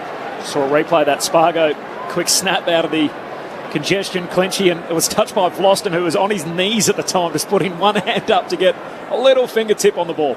Thrown back in. Jackson for Melbourne knocks it to the front. Got it to Oliver. The hand pass to Langdon. Kicks a spiralling ball inside 50. It's over the head of Max Gawn and Tarrant. And Vlosten marks on his chest for the Tigers. Switches across his defensive goal front at the punt road end. Finds Broad, who works it out to right half back, and McIntosh takes the mark for the Tigers. Melbourne by 4 points. He looks up to the wing. Baker the target. Smith tried to fly from behind. He was almost on the way down by the time he had the footy. Couldn't complete the mark. Neil Bullen kept it alive. Got it to Rivers around the boundary. To Jordan. To Petrarca. Fends off Broad. Great work from the number 5. Kicks into the pocket. Cozzy Pickett guts it. Just in front of the behind post. Not sure Petrarca had him in mind. Cozzy wastes no time. Steps out. Snaps and hits it into the very top of the left goal post. The cannon's out. Melbourne by 5 points. Post has been busy after having Stephen May run into it a little earlier tonight. Richmond up the half-back. Vlosten, hand pass away to Short. Hurried kick down the wing. Melbourne so well set up, and Brayshaw hugs it to his chest. Marks on the southern wing. D's by 5 points, but it's 10 scoring shots to 5 Melbourne's way. They kick inside the forward pocket. Brown can't pull it down. Nankervis immediately under pressure. Tackled by Wiedemann and tackled high. Nankervis will get the free in the back pocket. One of 34 premiership players out there tonight. Of course, these two teams sharing the last 3 premierships. As the kick goes to half-back, Gawn had a fair piece of it. No mark, though. Comes Richmond's way. Prestia tackled, pinged, holding the ball. Sparrow sends a high kick inside the forward 50. There's too much on it. And that's out on the full. So free kick for Richmond. Back pocket, short to take it. Oh, short switching, looking for Broad. Fritsch was able to get a hand to it, but McIntosh cleans it up for the Tigers. Kicks up to the wing towards Baker. Flew against Bowie. Couldn't take the mark. Swats it forward, but it's wide of Lynch. He races after it. Harms lays the bump. Lynch tries to still compete. Baker slots it forward, but only as far as Neil Bullen to Melbourne. hand pass to Bowie to the run of Hunt. Almost dragged down. Collier Dawkins, good effort. He got the hand pass away towards half forward. Broad's keen to toe poke it to the boundary, and the umpire says throw it in. Geez, they're all over him at the moment, Melbourne. If they could just tidy up that inside 50 kick. I know they've got 2 big tall targets in Brown and Gawn being down there currently. They just haven't been able to find them for whatever reason. Just kick it high and just hope for the best next time. Mark Murphy with you on ABC Sport. Melbourne by 5 points. Gawn wins down the tap. Trying to find Petrarca. Worked off it. Prestia's hand pass was asking a bit of Rioli. Neil Bullen got it to Gawn. Kick smothered. Oliver slipped over. Couldn't get a disposal away. Now he can on all fours. Shoved out of it Jordan. It comes Prestia's way. His kick ricocheted straight into Bowie. Cochin at half back. Trying to find a way forward. Turns boundary side against Jordan. Drives a long kick up towards Tom Lynch. Shoved May out of the way. Umpire said that was all legal. Couldn't take the mark though. Gawn gets it to Smith. Hand pass to Sparrow, and Melbourne are away through Brayshaw. Brayshaw links up with Harms. Back to Brayshaw. He's got it in the middle of the G. Just kicks out into space for his good mate Langdon on the southern wing. Takes the mark. Sends Melbourne down to half forward. Oliver the target. He's caught in a Richmond sandwich, but still marks. Gets up and plays on. Oliver on the run from 45. Kicks to the goal square, but he's off target. Misses to the right. Would have been a hell of a finish. Had 2 Richmond players, Rewald on one side, Vlauston on the other, collide with him after taking the mark, bounce straight back to his feet, but can't finish on the run. Melbourne are 2-9. They lead it by 6 points after 9 minutes in the second term. Short brings the Tigers back into play to Rioli, up to the wing. Max Gawn takes the mark over Toby Nankervis. And Melbourne finding their groove now, works it towards half forward. Stephen May coming up to position number 12 for him. Second for the Demons behind Clayton Oliver with 13. May points where he intends to send it. Into the path of Ben Brown. Big fly from Rioli in front. Hit the ground hard. A chance for Petty. Trying to work it forward. Now Curvis with the tackle on Neil Bullen, and he fell on his back. Umpire says it's a Demons free kick, and Alex Neil Bullen will get the shot on goal. Probably there in the end. Clinchy, I think he's just a big old school footballer, Nank, isn't he? As a big ruckman, he's one of those guys, a bit like Mummy, you just love to play with him because you know that they're going to hurt a lot of players around you, make you feel a bit safer around the footy, but sometimes they can just be a little bit clumsy. Was Mummy clumsy, or was he deliberately clumsy? I think deliberately. Just the one goal for Alex Neil Bullen so far this season, and it stays as one. As his low, flat shot on goal misses to the right-hand side. He is, though, for Melbourne. He's the number 2 goal assist player in the competition with 9, behind Marcus Bontempelli with 10. Melbourne by 7 points. Their first 6 scoring shots, Melbourne were behinds, and they kicked 2 goals in a row, and now they've kicked 4 consecutive behinds again. So 2-10. The Demons to lead it by 7. Richmond short kicking game out of the defensive 50. Gibcus to Cochin. And a Brownlow medalist, 3-time premiership captain Trent Cochin, the Richmond great. At centre half back, he goes short to Gibcus, who swings his kick out wide to Broad. Richmond just trying to maintain some possession here. Goes short to Vlauston. He's going to have to go long with the kick down the wing and finds short his intended target. Who marks still on halfway. Southern wing underneath the Shane Warne stand. Pokes his kick down the line. Ross the target. Brayshaw knocks it out of play between wing and half forward for Richmond. The Melbourne defensive zones are really impressive to watch, isn't it? They just all move as one. You can just see them all just keeping exactly the same space from one another, all moving in sync. Really impressive to watch. Inside 50s 9-2 Melbourne's way in this second term. Nankervis wins down the tap and then tries to follow up his ruck work. Laid a big bump, which was rather sloppy in the end. Free kick Sparrow's way. It was taken high, and he'll take the free kick at right half back for the D's. So, not sure if it's just a little bit unfortunate for big Toby Nankervis, or he's getting tired and a bit clumsy. He's given away a couple of frees. Sparrow at right half back, kicks a long ball to the wing. Ben Brown won't get there, through the hands of Prestia. Gathered by Tarrant for the Tigers. Hand pass back to Vlosten. High kick towards half forward. Castagna going back, and he's back to the footy. Initiated the contact. Free kick Melbourne's way. Jordan takes the advantage. Gets the hand pass to Bowie. Works it up to Cossie Pickett on 50. Wiedemann deep inside the 50. He's going to go more direct than that. Looking for Neil Bullen. Cochin spoiled it away. A chance for Broad for the Tigers. Deep in the right forward pocket. Great take by Short. Found his way out of a jam and kicks to Vlosten. Still inside the defensive 50. Short to Edwards. Didn't have a touch in the opening term. Kicks into the centre square. Dangerous ball. Prestia the target. Brayshaw spoils. Down to Petrarca. His hand pass and turnover 2 to Rioli. Gives it to Collier Dawkins. His hand pass for Graham. Graham fumbles. Oliver had it and tackled without it. Free kick for Oliver on the wing. The Richmond fans are dirty. Melbourne by 7 points. They're playing the game in their front half. Oliver from the wing kicks inside 50. Gibcus the spoil again for Richmond, but down to Neil Bullen at half forward for the D's. Gives it to Harms. Hand pass to Petrarca. He's mowed down holding the ball. No whistle, no free. Then Curvis collects. He's tackled, taken to ground, and a ball up, 30 out from the Melbourne goal at the punt road end. And they're predominantly in black and yellow at that end of the ground, Clinchy, and they're making a fair bit of noise at the moment. The umpire quickly throws it up. Ben Brown doing the ruck work against Nankervis. Nankervis down to Pickett. Tackled immediately by Graham and Short.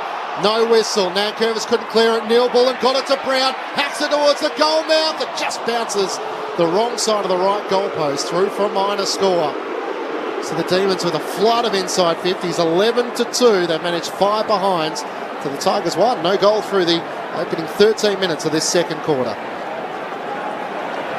With all the behinds, if that one had gone through, it would have been, get out. Yeah. Yet often they're the ones that do go through. Yeah, exactly right. Short with the drop punt out to Vlosten, who marks it right half back. Tigers in survival mode here. Melbourne lead it by 8 points, but they are dominating this game. Vlosten down the wing. Lynch comes from the back, no mark, spills down to Bowie, hand pass to Neil Bullen, swings it out wide to Jordan, just inside the boundary line, northern side, gives it to Gawn, kicks down to half forward, Brown out to meet it, traps it on the half volley, hand pass to Bowie, kicks inside 50, but Gibcus, in fact it's Mansell who's back and takes the intercept mark. My apologies for Richmond, goes from one back flank to the other, away to Broad, who goes bouncing away for Richmond, kicks down the southern boundary line, hand on it from Ross, he's there with Langdon. They both see it out. A boundary throw in right on halfway southern wing. Lauren Borden on the boundary. Well, at quarter time, Melbourne had tackle and smother as actions that they had on their whiteboard. They were down in the tackle stat at quarter time. They've since brought it in their favour as they get on top at the moment. Yeah, good pick up, Lauren. 6-1 in this second quarter. The way the Demons with the tackles. Thrown back in on the wing. Lynch doing the ruck work against Gawn. Gawn comfortably wins it down to Sparrow, who tried to charge his way forward. And the umpire said he was dumped. So a Melbourne free kick on the wing. Dangerous tackle. What do you think? No, I don't like saying that, Paid. That's a good tackle in my books. Pin the arm. Yeah, always hard in a physical game. The kick towards half forward. Vlosten's able to take the mark as a good block was put on Max Gawn by Tom Lynch. So the Tigers take it back at half back with Melbourne leading by 8 points. Vlosten thought about switching play. Now turns and chips at boundary side. Too wide for Ross and out of bounds on the full. Ed Langdon wastes no time. Quickly chips it inboard to Oliver. Has it about 75, 80 metres out from Melbourne's goal at the punt road end. Fires a kick inside the 50. Fridge to target. Bit of a tug of the jumper from Mansell and the umpire saw it. Advantage was taken and Spargo's going to finish the job. Well, that's one way to get the first goal of the quarter. Through a free kick advantage. And Melbourne's lead is out to 14 points, the biggest lead of the match so far. 3-11-29 to the Tigers, 2-3-15. 16 minutes gone, second term on ABC Sport. Well, the defence is so impressive at the moment, Lids. You can just see Richmond just refusing to almost go long down the line because they've got Gawn, Jackson down there supporting their defence. And at the same time, they're trying to pick off these little 15, 20 metre kicks, but their zone's so impressive as well from that 30 metre sort of bubble around the ball that it's just so hard for them to try and get the ball through. The only way they can almost try and do it is to just pull off a great kick and then get a handball, sort of break the line, get it over the back. But even having said that, their depth on their defence, Melbourne, is just so impressive. And you got May always the one sort of being that anchor down back that it almost just looks impossible for them to go. Melbourne by 14, back in the middle. Gawn wins the head out and then soccers it out of the centre square. Spargo out to meet it, can't collect cleanly. Harms will mop it up behind him, 55 out, gives it to Oliver, kicks it to Gawn, who slips over. Out to meet it is Jackson, he can't take it clean. Cochin puts his head over it, tackled, taken to ground, pack forms around him and the umpire says ball up. 35 out for the Melbourne goal. They have outscored Richmond 26-2. After the 15-minute mark of the opening quarter, we've now travelled 17 into the second. D's lead the game by 14. Lynch doing the ruckery against Gawn, who swats it towards the goal mouth. Oliver trying to run onto it, hand pass towards Jordan to pick it. Almost taken high by Cochin, slipped the tackle, and then tries to wrestle with Graham for the footy. Graham got it out to Dow, back to Cochin, hand pass to Rioli, hard against the boundary. He spirals a kick up towards Bolter. He and Jackson compete. Jackson for Melbourne swats it out to Jaden Hunt. He hurries the kick back to where it came and lunging forward. Dan Rioli marks on his chest for the Tigers. So you've got to go back to the 14-minute mark of the opening term. Last time Richmond kicked a goal, it's Melbourne by 14 points. Trying to switch play, and Rioli goes back to Tarrant, hand pass away to Short. In the back pocket, he kicks out the half-back, and Broad takes the mark. He can go short, the southern boundary line. And the mark taken by Mansell, who just chips it over the top to Gibcus. The number 28, the teenager, is the youngest man on the ground tonight at 19. He goes along in the Bolter direction, in from the side. Is that Joel Smith? No, it's Petty. Smith was up from the back. Petty came in from the side. And in the end, Petty's the one who's going to claim it for Melbourne. Strong pack mark. The 2-on-1 against Bolter. And Petty goes back to May. And May now kicks all the way out to the left-back flank and finds Jordan. 19 minutes played in this second term. Melbourne by 14 points. James Jordan called to play on, so he'll kick up the members' wing. Now the non-officiant umpire's paid a free kick for a hold. It's going to go Melbourne's way. And Sparrow will take it against Tom Lynch. Demons leading by 14 points. They kick 1-5 in this second quarter. The Tigers one behind. Sparrow kicks towards Gawn. He's got a metre on Tarrant. Couldn't take the mark as it goes through his hands. And Short gathers for the Tigers. Hand pass to Dow. Good little tap on. Got it away. With the hand pass from Ross, and now to Graham, kicks up towards Jack Revolt at half forward. It bounces out in front of him, trying to find a way past Joel Smith, doubles back, kicks into the corridor. Graham kept running. In fact, it is Graham who's taken it right on 50. Maxi Gawn would like that mark again. It was put in front of him just on top of the 50 there. He dropped it. You see a big slap of the hands after he's dirty on himself, but that kick from Jack Graham coming into Jack Rewalt was out in front enough just to allow him to get onto it, but smart by the old boy. Turned back onto his left. Nice touch back to Jack Graham, who kept running on. Just kicked the one goal so far this season. Jack Graham from right on 50. Starts at left, coming back beautifully. Just what Richmond needed. Their first goal in over a quarter as they cut the margin back to 8 points. The Demons 3-11-29 to the Tigers 3-3-21. Great to see the Australian Open champion Ash Barty's in the house cheering on the Tigers in retirement. Oh, we know she's a massive Tiger. Good to see her here. Launching a campaign with Trent, I believe, something they're doing together, positivity in schools. Wow. Fantastic finish by...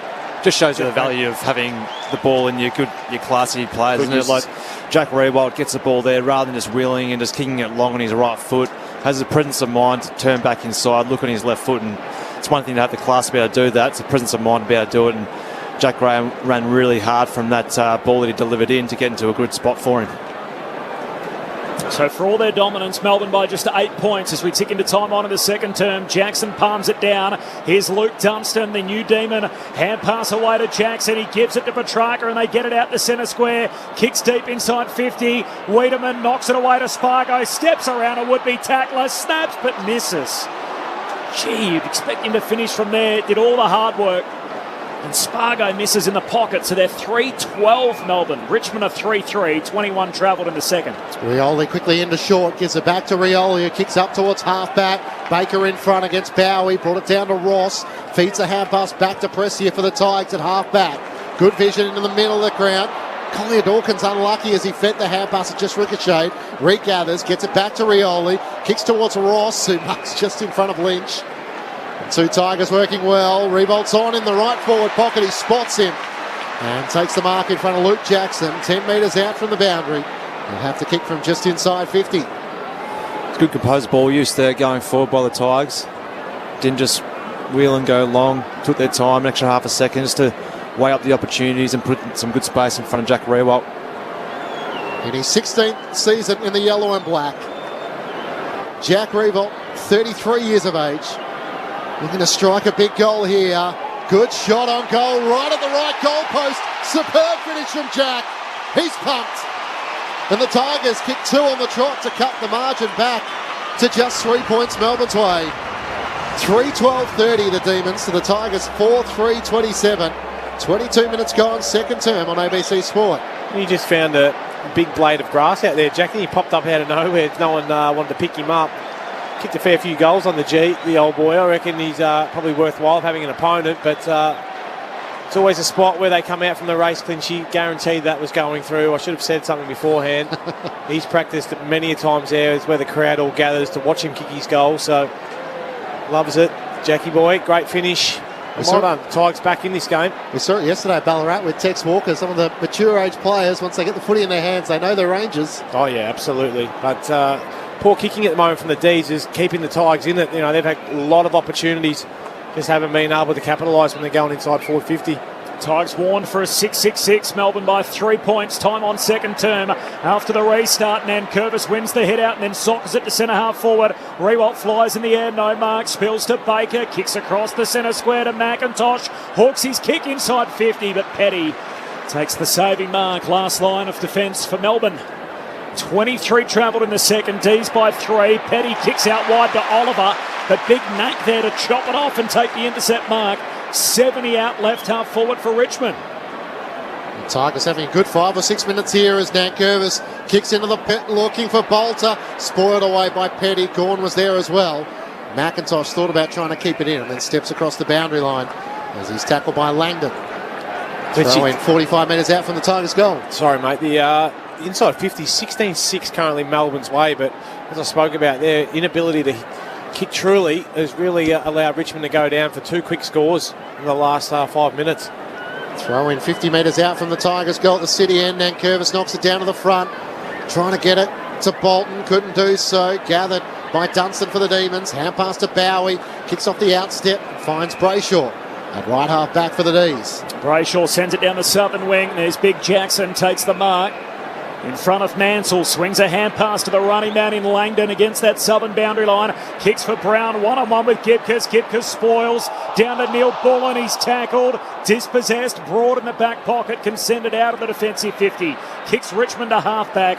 Jackson goes up with McIntosh, and they both share it over the boundary line. We'll have a throw-in. 60 out from the Melbourne goal at right half-forward. A familiar face, the runner for Melbourne, Reece Conker, former Tiger, former Docker. He's involved in the Melbourne setup this year as a development coach and has the running duties on match day. Is he on the COVID top-up list? I think he is. Yeah. David Zaharakis, another one who's on the Demons list. Shea Bolton from half-back, kicks into the middle of the ground, and Jack Riewoldt takes them up. He's got Lynch long inside the 50, decides to go more laterally out on the members' wing, and Graham takes the mark. So Graham, all of that keen to blaze inside the 50, but now has no other option but to do so. Sends it in the Lynch-May direction. Tom Lynch almost got better pot of position and bounced off his chest. And Neil Bullen's hand pass wide out to the left back pocket, rolls over the boundary line for a throw-in. On the SMS, 0437 774 774. Cheer to Archie, who's 7 and listening on the beach at Aspendale. It's a bit cold, but cheering on the D's. And also from Simon in Largs Bay, who says if Bowie should lose a game, he should have to sing the song with the opposition. Here's Baker, runs onto the goal. Textbook play from Liam Baker. Quick as a flash, snapped on his left, and the Tigers are in front by 3 points. Second lead change of the match after the Tigers dominated so much of the opening 14 minutes of the match, and then Demons kicked the last 2 goals of the quarter. It's been the exact opposite. Melbourne kicked 5 goals before they kicked a goal, and then Richmond have quickly put on 3 at the other end. The Tigers 5-3-33 to Melbourne 3-12-30. We played 26 minutes, second term on ABC Sport. I certainly didn't expect this 10 minutes ago, Lids. Just some nice little forward craft there from Liam Baker. I like him as a player. I like how they've moved him up forward from being down back from last year, and just a smart little body use there, and to get his man underneath the ball and just open up a little bit of space for him, and a nice little finish on the left foot. Amazing run, 3 straight goals for Richmond. Completely against the trend in the game, and they now lead it by 3. Back in the middle, Oliver, hand pass to Petrarca. He's dispossessed, has a second go at it. Hand pass out to the wing. McIntosh puts his head over it, can't collect. Now Harms off the square. He's drilled in the Mansell tackle. And the Tigers have their ends up again. They're up by 3 points in the game. 27 minutes travelled second term. Nankervis gone. Nate wins it down. Bolton, hand pass in the Prestia direction. He just whacks it on. Now off the deck. He ushers it out to Nankervis. So Richmond win it at the coalface. Nankervis kicks to the southern wing. Rewalt back with the flight. No mark. Smith trying to claim the mark. He's under the pump now. Hand pass. White matter because he's caught holding the ball. And Liam Baker, the goal kicker, will be rewarded between wing and half forward for Richmond. Wants to send it in long towards Lynch. 1-on-1 with May. The reinforcements arrive. And a good mark taken by Harrison Petty. They do that so well, Melbourne, normally with Jake Lever as well. Tomlinson last season before he suffered the ACL, supporting their key defenders, and Harrison Petty has it in the right back pocket. That's a shank just as the siren sounded. He turned it over. Baker tried to claim the umpire. He had the mark before the siren sounded, but he wasn't having a bar of that. So what a change just ahead of half-time. Richmond kicking 3 goals on the trot to lead by 3 points. 5-3-33 to the Demons 3-12-30. In that second quarter, the Demons kicking 1 goal 6 to Richmond's 3 goals 1. For the Tigers, goals coming to Bolton, Lynch, Graham, Rewalt and Baker. Meanwhile, for the Demons, their goals have come through Brown, Wiedemann and Spargo. Half-time at the MCG on this Anzac Eve clash. It's the Tigers leading by 3 points. The thoughts of Brett Delidio and Mark Murphy with you on ABC Sport. Well, I thought 10 minutes into that second quarter, Lids, I thought we were in for a long night, calling a bit of a demolition of the Tigers, but they just didn't kick straight. They didn't use the ball well enough going inside 50 of the Ds. They sort of just tended just to whack it in there and not even give it any sort of thought as to the way in which they were trying to enter 50. They set up perfectly behind the ball, which is what they always do, and they were making some really good plays in terms of intercepting the ball, but just looking back inside 50, they had Brown and Gawn early starting deep inside 50 and still couldn't find them in any sort of capacity, let alone get a 50-50 ball from them. So they just weren't entering the ball inside 50 well enough for mine, and Richmond sort of made them pay. They found a way to get through the defence and then were able to capitalise on a few little goals that were quite smart from a few of their forwards. And Jack Rewalt he hasn't had a lot of opportunities tonight, but what he has done really well is be composed with the football, always finds a target and just plays the ball the right way and plays the percentages. And I've really enjoyed the way in which they've fought it out. Richmond, I certainly didn't see them being up at half time, early in that second quarter. Well, I've seen this already this year. I come and watch the Tigers play the Dogs, and I wonder whether you can put it down to, it's the opposition's poor kicking, or is it the way that the Tigers set up and they put you into dangerous positions where you never quite feel like you're getting just a lay down Mazaire, easy shot on goal inside that V. Your shots are coming from wide, but they're under pressure. You've always got someone we saw the Vloston one on his knees, but still manages to just get that little touch on it. So there is a bit of method to the way that the Tigers defend, and obviously they're putting the Ds under the pump, but they've also missed some easy gettable goals. Let's be honest, the Ds. And Cozzy Pickett, you probably put him down every day of the week, running around onto his left just to knock that one through, hits the post. But they've come to play the Tigers, which is good. They've probably had an ounce of luck in terms of the D's not being able to capitalise and finish their work, but you've got to be able to go down the other end and score, and we saw that through one through Jack Graham hitting that nice set shot, but then Rivers, you said it was a pretty good forward craft, but I reckon it was pretty poor defensively, just allowing Baker goal side at a defensive 50 stoppage. I've got no doubt that Troy Chapman will be having just a little word to him saying, mate, we don't allow defensive 50 goals, and that was one pretty ordinary one. So a couple of things to tidy up from the Ds, but a couple of their key players just off a little bit. And I pointed to you during that second quarter, Petrarca just having the 4 touches again in that quarter after 4 in the first, and just doesn't seem like he's got his same zip. Doesn't look like anyone's really locking down on him, but he's not finding the footy as freely as what we're used to.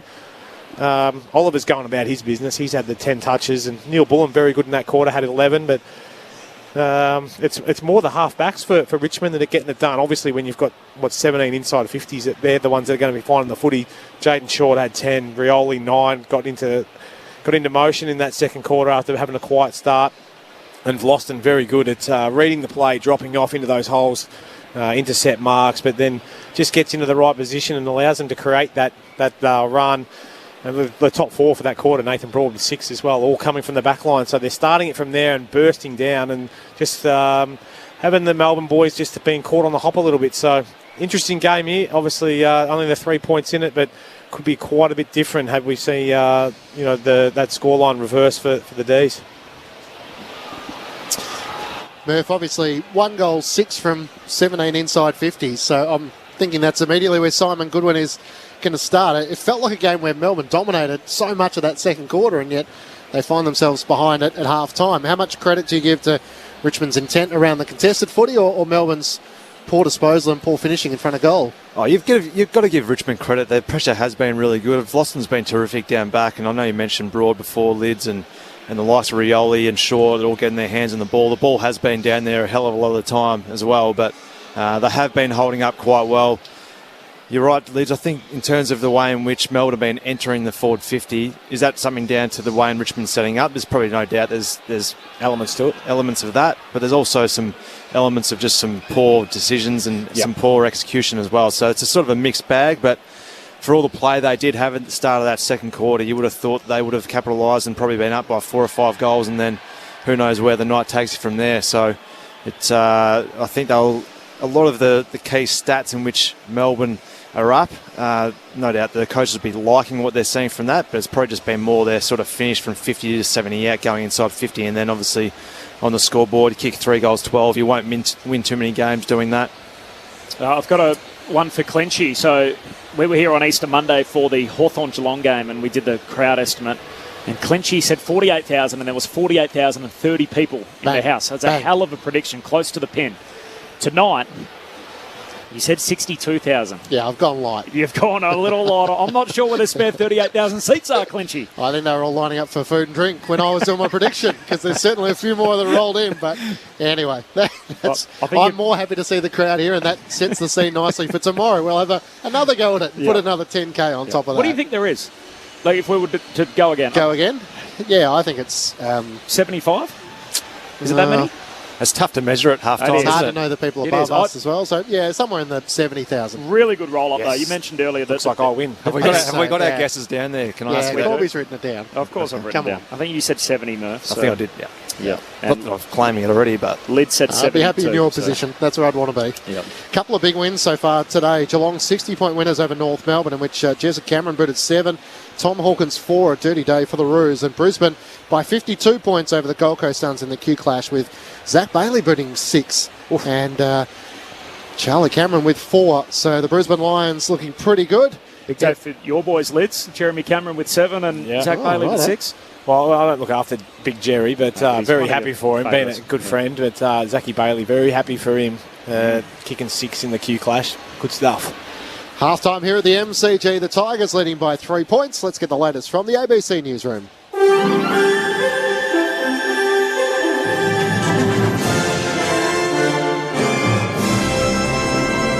ABC News with Satyam Weinstein. The Liberal candidate for the Sydney seat of Warringah, Catherine Deeves, claims she's received death threats in the wake of the controversy over her comments on transgender athletes.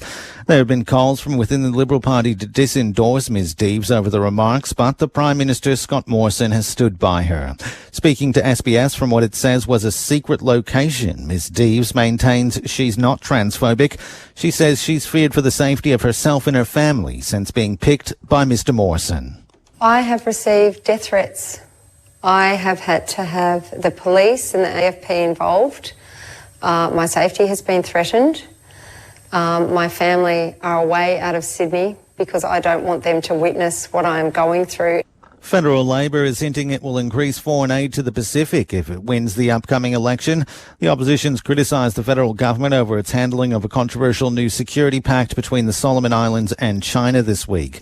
The Shadow Treasurer, Jim Chalmers, says it was the biggest foreign policy failure in the Pacific since the Second World War.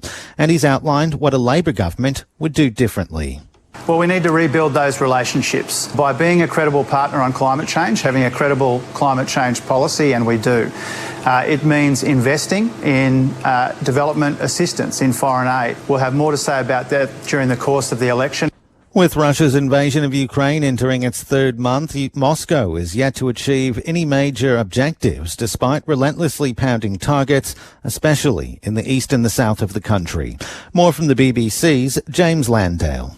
In just 8 weeks, Russia has turned back the clock, forcing Ukraine to relive the worst horrors of the 20th century. Thousands dead, millions displaced, cities reduced to rubble. And yet Russia has failed to seize Kiev and oust the government. Ukrainian forces have mounted a robust defence and President Zelensky has shown great leadership. But as Russian forces regroup in the east, can Ukraine hold them back? Can Western powers step up their military support and stay united around common war aims? This war is 2 months old, but there may be many more to come. Polls have opened in the French presidential election in which far-right politician Marine Le Pen is challenging the incumbent centrist Emmanuel Macron. Our Europe correspondent Steve Kinane reports from Paris. This election is expected to be much closer than 2017, when Emmanuel Macron gained 66% of the vote. Recent polls have the president ahead by 10 to 14 points, but all will depend on how many voters turn up in a system based on voluntary voting. Ms. Le Pen has campaigned hard on cost of living pressures. In the final days of the campaign, Mr. Macron has reminded voters of his challenger's support for President Putin and her push to ban the wearing of Muslim headscarves in public. The 44-year-old is trying to become the first president to be re-elected in France in 20 years. Steve Kinane, ABC News, Paris. Hundreds of people have marched through Sydney's CBD to demand the Australian government formally recognise the Armenian genocide. On April 24, 1915, the Ottoman Empire began arresting Armenian intellectuals, the beginning of a campaign of mass killings and deportation. Protester Avdiz Anushian says it's important to take a stand against injustice. In 2021, in the modern world where these things shouldn't be happening at all, and it's still happening in other countries. So we're here for Armenia and for Armenian people, Greek people, Assyrians, but not only that, we're also here in the Middle East, in Ukraine right now. A teenager has died with COVID-19 in Western Australia. WA Health says the patient had underlying conditions. It's not known whether the teenager was fully vaccinated. 2 additional historical deaths dating back to the 14th of April have also been reported. They were a man in his 70s and a man in his 80s. There are 239 people with COVID-19 in hospital in WA, with 8 of those in intensive care. Meanwhile, in New South Wales, 86 people have died from COVID-19 in the past 7 days of reporting. 8 deaths have been recorded in the latest reporting period, including 2 people in their 50s. There were 11,107 new infections recorded. There are currently 1,588 people in hospital with COVID, including 64 in intensive care. And firefighters say a hotel fire in North Adelaide has been deemed accidental. 7 people are in hospital, including 1 person who sustained critical injuries in the fire. You can get more news from our website at any time. Just head to abc.net.au/news. I can feel the excitement building all week. In between work, family, all the other things that keep me busy. It's always in the back of my mind. And before you know it, the ABC has the footy on the radio again. Doherty on his comeback from cancer. They come from everywhere. Buddy Franklin, a legend, joins the Immortals. Light up your week with the best call in the game. Grandstand AFL. AFL. On ABC Radio and on ABC Sport Digital. The 2022 AFL Premiership season. Grandstand AFL. AFL. On ABC Radio and ABC Sport Digital. Fires a kick inside the 50, Fridge to target. Bit of a tug of the jumper from Mansell, and the umpire saw it. Advantage was taken, and Spargo's going to finish the job. Well, that's one way to get the first goal of the quarter. Jack Reevell at half forward. It bounces out in front of him, trying to find a way past Joel Smith. Doubles back, kicks into the corridor. Graham kept running. He's kicked the one goal so far this season. Jack Graham from right on 50. Starts on the left, coming back beautifully. Just what Richmond needed. Their first goal in over a quarter.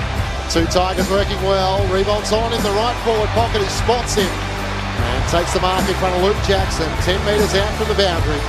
Have to kick from just inside 50. Jack Revolt, 33 years of age. Looking to strike a big goal here. Good shot on goal, right at the right goal post. Superb finish from Jack. He's pumped. And the Tigers kick 2 on the trot to cut the margin back to just 3 points Melbourne's way. Here's Baker, runs onto the goal. Textbook play from Liam Baker. Quick as a flash. Snapped on his left. And the Tigers are in front by 3 points. This is the 2022 AFL Premiership season. On ABC Radio and ABC Sport Digital.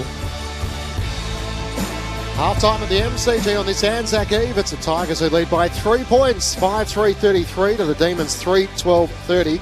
That's after Melbourne led by 4 points at quarter time. So an entertaining second quarter where Melbourne had a lot of inside 50s, 17 for just the 1 goal 6. The Tigers had 8 inside 50s for 3 goals 1. And as a result, Richmond find themselves in front by 3 points at half-time. All individual goal scorers for the respective sides. Matt Clinch and Corbin Middlemass calling the action. Lauren Borden down on the boundary. Mark Murphy and Brett Delidio are with you on ABC Sport. Of course, tomorrow we have a game before the traditional Collingwood and Essendon game at the MCG. So very much looking forward to that. Hawthorn taking on Sydney from Tassie. So what do you think? Do you like the idea of having a game before the traditional Collingwood and Essendon game? I must admit, when I saw that on the fixture, I thought it doesn't quite fit right. It probably would fit more comfortably. 12:30 start. Played I after. love that. Geez, that would have been good. I was always massive on an early start. Get up and just get into it. No mucking around. Don't have to worry about time of me sleep and what I'm eating. Just into it. Yeah, I agree. I love the 1 o'clock starts, but I actually played. We played an Anzac Day game in New Zealand, Wellington, at the they call it the Fish Bowl. What do they call it? The cricket ground there.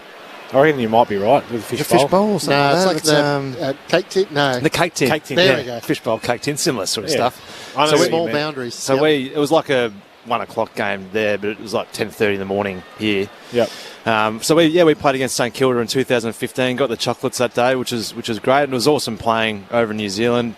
A lot of the guys went to the dawn service because it was on an Anzac Day, obviously, which was a great experience of being in a different country and experiencing that. So I think if you can somehow incorporate that, if they could fit that in, it would be pretty good down the track, because I loved it. It was a huge opportunity to play on Anzac Day. But how many fans do you reckon they had for that game? Was there many there?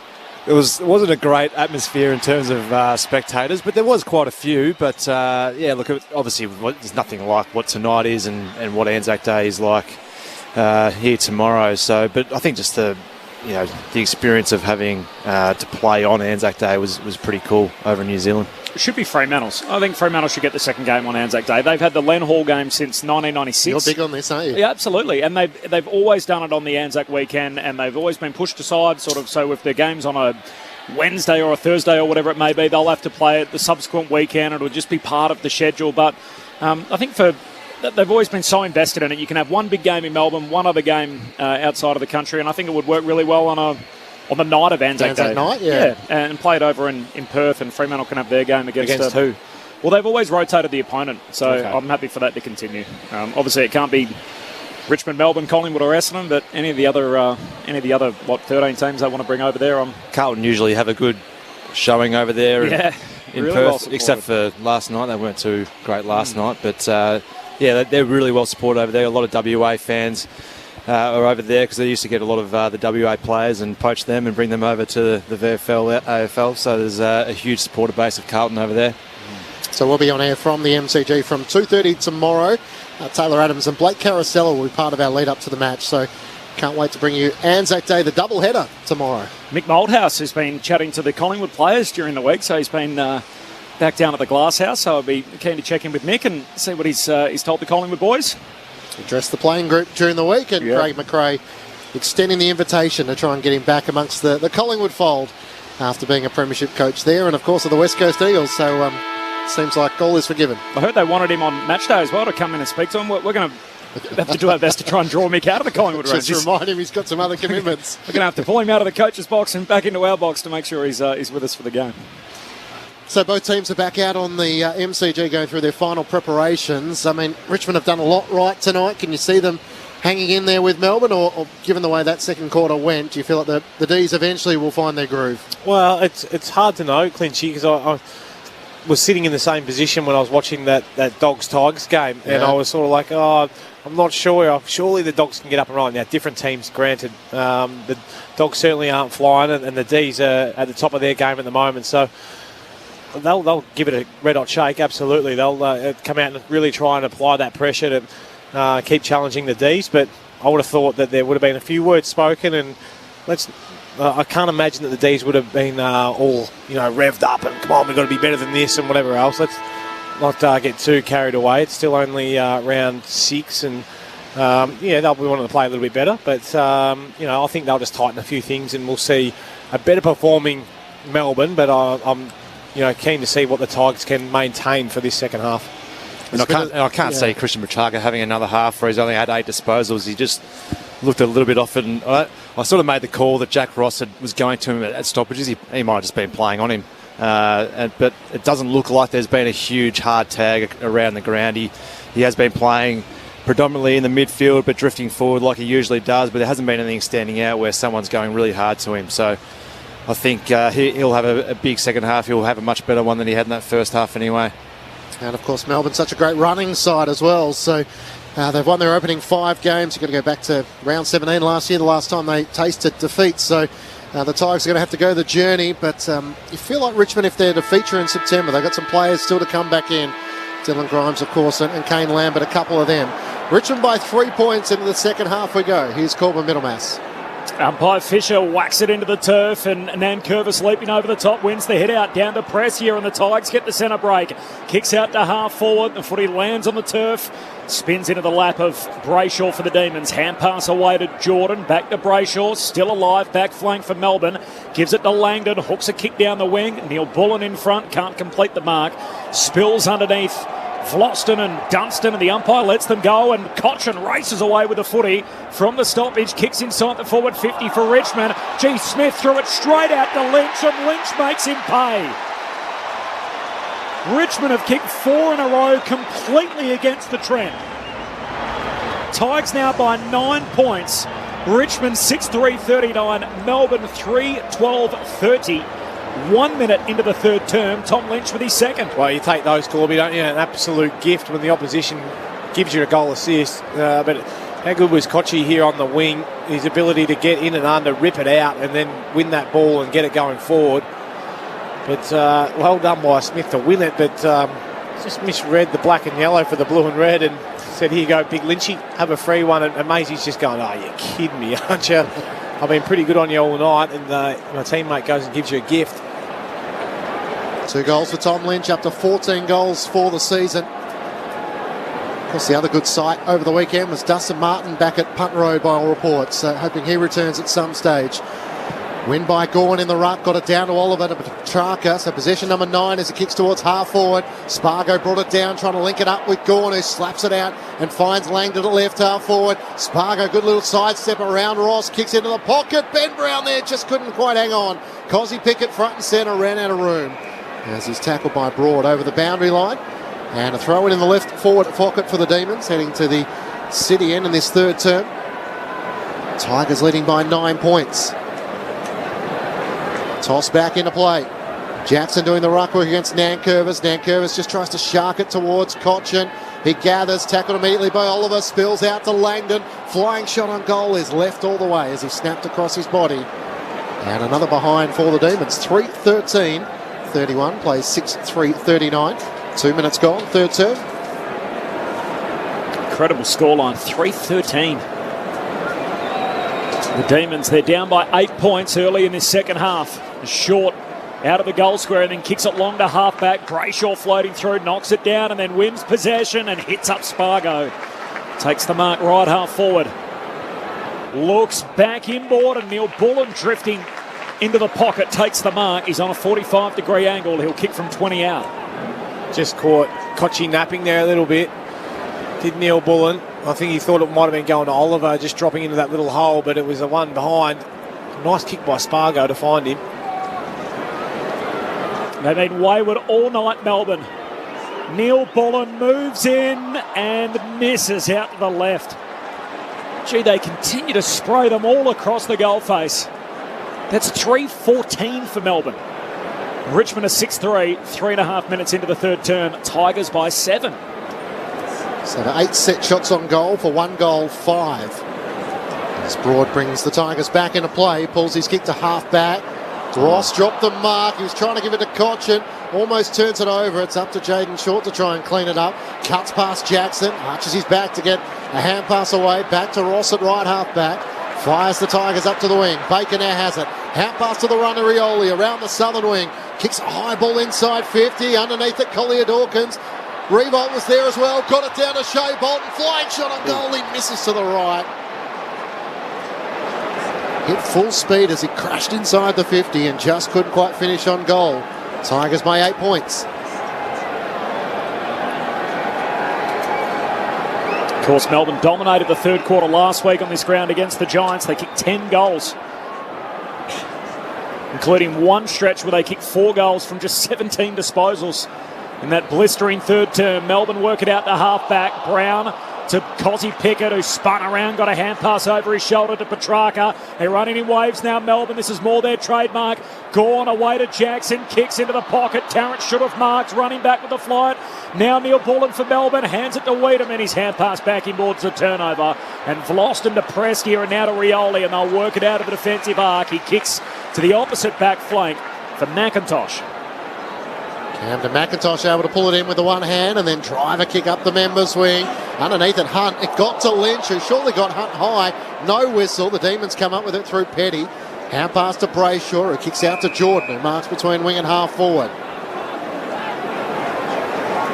5 minutes gone, third term. Richmond by 8 points. James Jordan kicks into the path of Wiedemann and Jackson.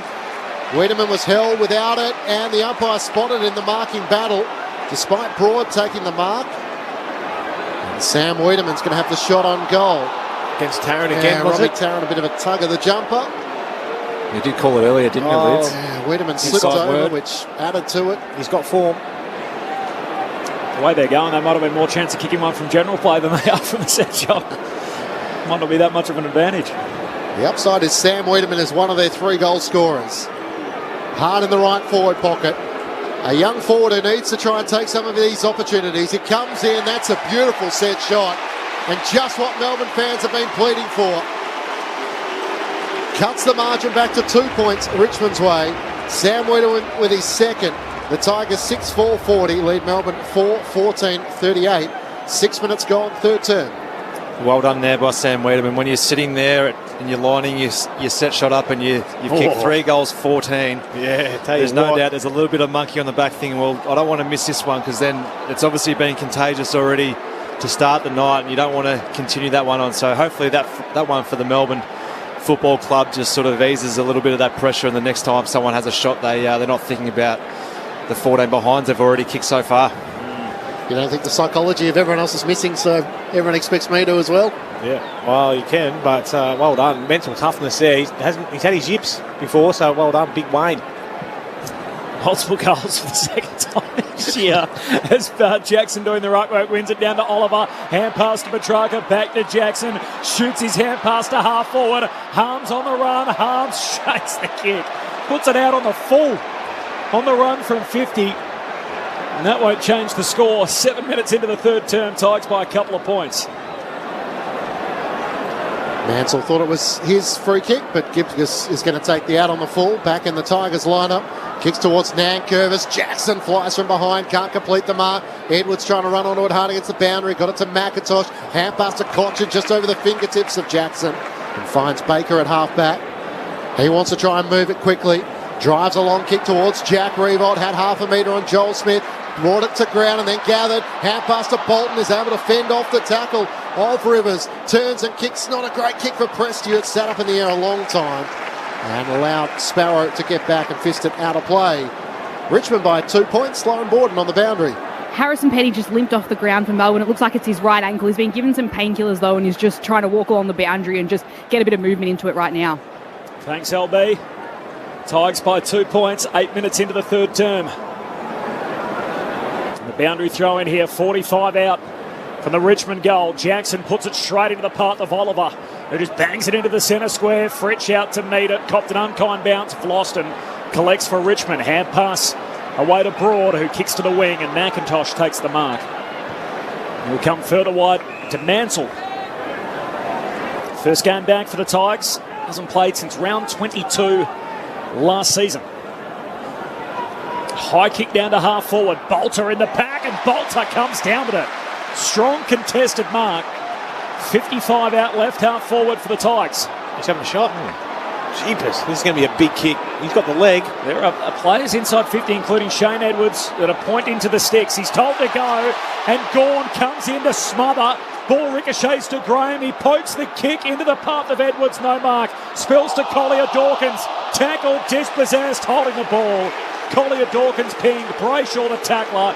Melbourne free kick, 20 metres out from their defensive goal line. It's the Tigers by 2 points, 9 minutes into the third. The umpire's got that wrong, hasn't he, by calling him play on? He pointed to the goals that he's having a shot. Caught his glove. Brayshaw short to Oliver, straight down the middle. So they said he took too long. Yep. Is that what happened? Wow. So Rivers takes the mark at centre half back for Melbourne. Kicks out to the southern wing. Bowie's got free. He marks in front of Castagna. Turns and kicks inboard on the 45 to Hunt. No one on the mark, so he bounds clear. Kicks inside 50. Good kick for Jackson. Noah Bolter did well in the battle of strength, but Jackson's back onto it. Hand pass to Gawn. Underground hand pass too creative for Neil Bullen. Presty got a hand on it. Slapped it out to Oliver of Melbourne. Hand pass to Sparrow. Ducked the tackle from Rioli. Then turns towards goal. Got the free kick for too high. Took the advantage and missed to the right. Another minor score for the D's. And the Tigers' lead is 1 point. Melbourne have dominated large periods of this game. 4-15 to 6-4. It's 19 scoring shots to 10, and yet Melbourne trail by 1.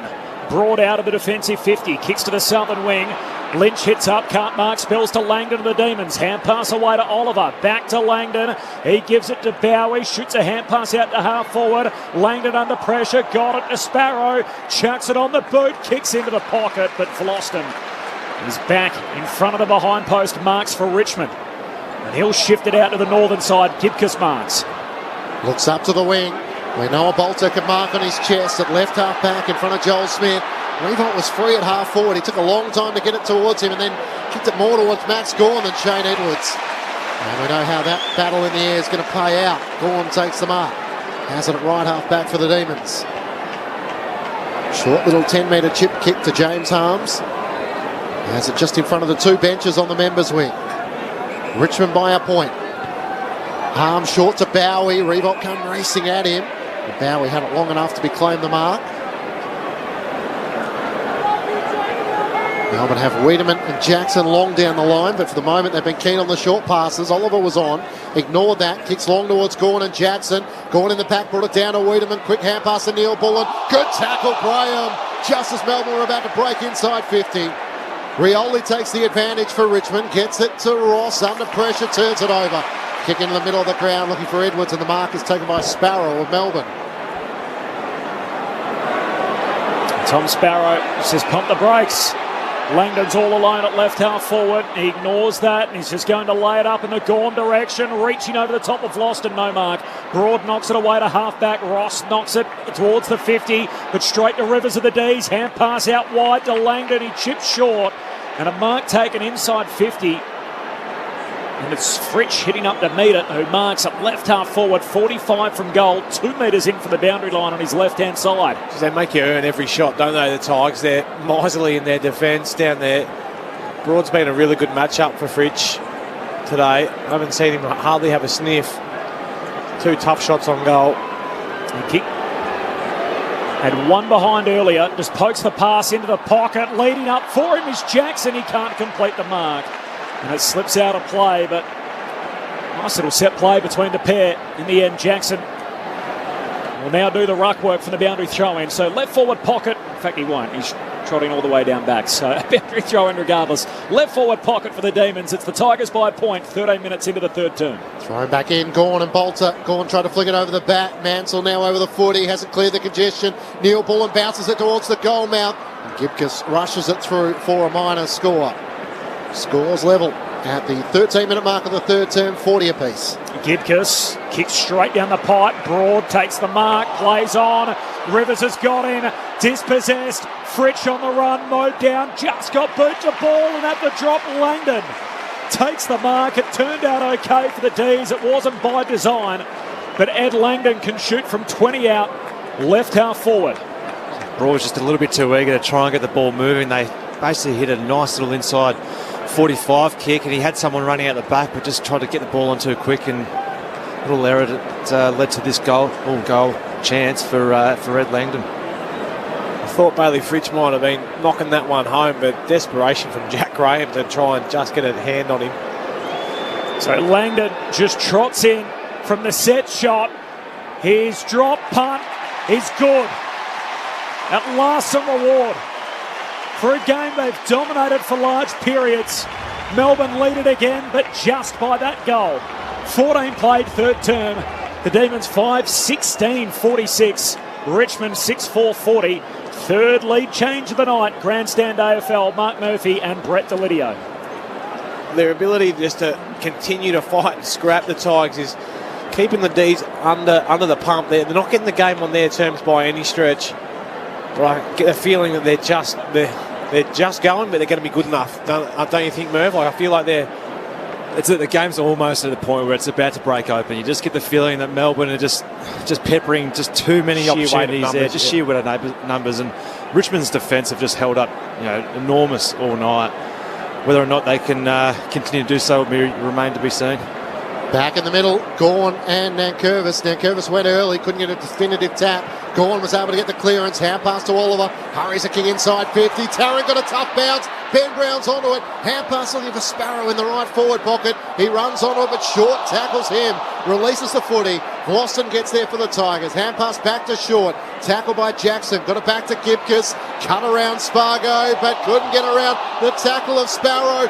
Cosy Pickett trying to get onto it. Good work done at the last line by Mansell with the clearing kick. Should have been marked by Petrarca. Couldn't hang on to it. Spinning in is Rivers from Melbourne. Hand pass back out in the path of Petrarca. 50 from home. He pulls his kick. Looking for the leader, Ben Brown. He couldn't pick it up with one hand. Swooping onto it, halves to Melbourne. Hand pass to Jackson. Back to Sparrow. Good pressure from Gibcus as it rolls towards the goal mouth. Broad couldn't take it cleanly. Fritsch could. Snaps on the left and puts it through.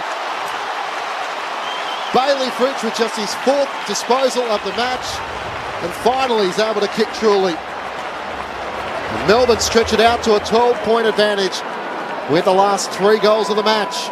6-16-52 to the Tigers, 6-4-40.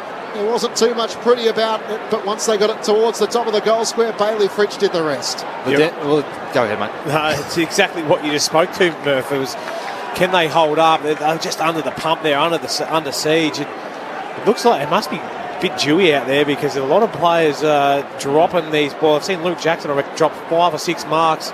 Christian Petrarca, one that you'd normally see him swallow, just goes straight through their hands. But Bailey Fritsch again always manages to get on the scoreboard in the right spot at the right time. Beautiful finish, but they just underweight of numbers at the moment, the poor Tigers defence. They've kicked the last 3 of the game to lead it by 12 points. The D's. Gawn wins the hit out, but straight to Nankervis. Got boot to ball, then Bolton overran it in the centre square. Clever from Oliver, taps it to Petrarca. Hand pass out to Langdon. 60 from home, kicks out wide, kicks too wide. Out on the full. Trying to hit up Fritsch in the pocket. Lauren Borden on the boundary. Simon Goodwin normally doesn't give much away after that Fritsch goal, though. He gave a huge fist pump. He's been high-fiving all the players as they come off as well. It's been a game of runs so far. Richmond kicked the first 2, Melbourne the next 3. Richmond 4 in a row, and now the D's have kicked the last 3. From the free kick, a long kick from Broad along the southern boundary line, and it's off hands and out of play. Of boundary throw-in. Matty Parker about to jump into the game. Ooh. So Like the there's Tigers might Thompson be about Dow. to execute their sub. Do you think he knew that was about to happen? It'll be interesting to see what's wrong with him. Nankervis and Gorn. It gets to the back to Oliver. He hurries a kick inside 50. Tarrant backpedaling, takes the mark against Ben Brown. The Tigers on the last line with a hand pass to Vlosten. Switches play out to left half back where Gipkus takes the mark. Demons have had the last handful of centre clearances as they just start to get on top of this contest. Gipkus's kick set Mansell a bit of a challenge, but he was able to take the mark. Still at left half back for the Tigers, and then works the kick wider still, and Jaden Short takes the mark. Melbourne by 12 points. Long kick up to the wing. Harrison Petty read it best. He takes the intercepting mark for the Demons. Turns and kicks inboard to Petrarca. Hand pass to Neil Bullen. Feeds it forward to Cosy Pickett. They're on the run, Melbourne. He chips it towards the goal mouth. Bailey Fritsch is there again. And Boston racing back was out of position. And he always liked Fritsch once Melbourne were on the break.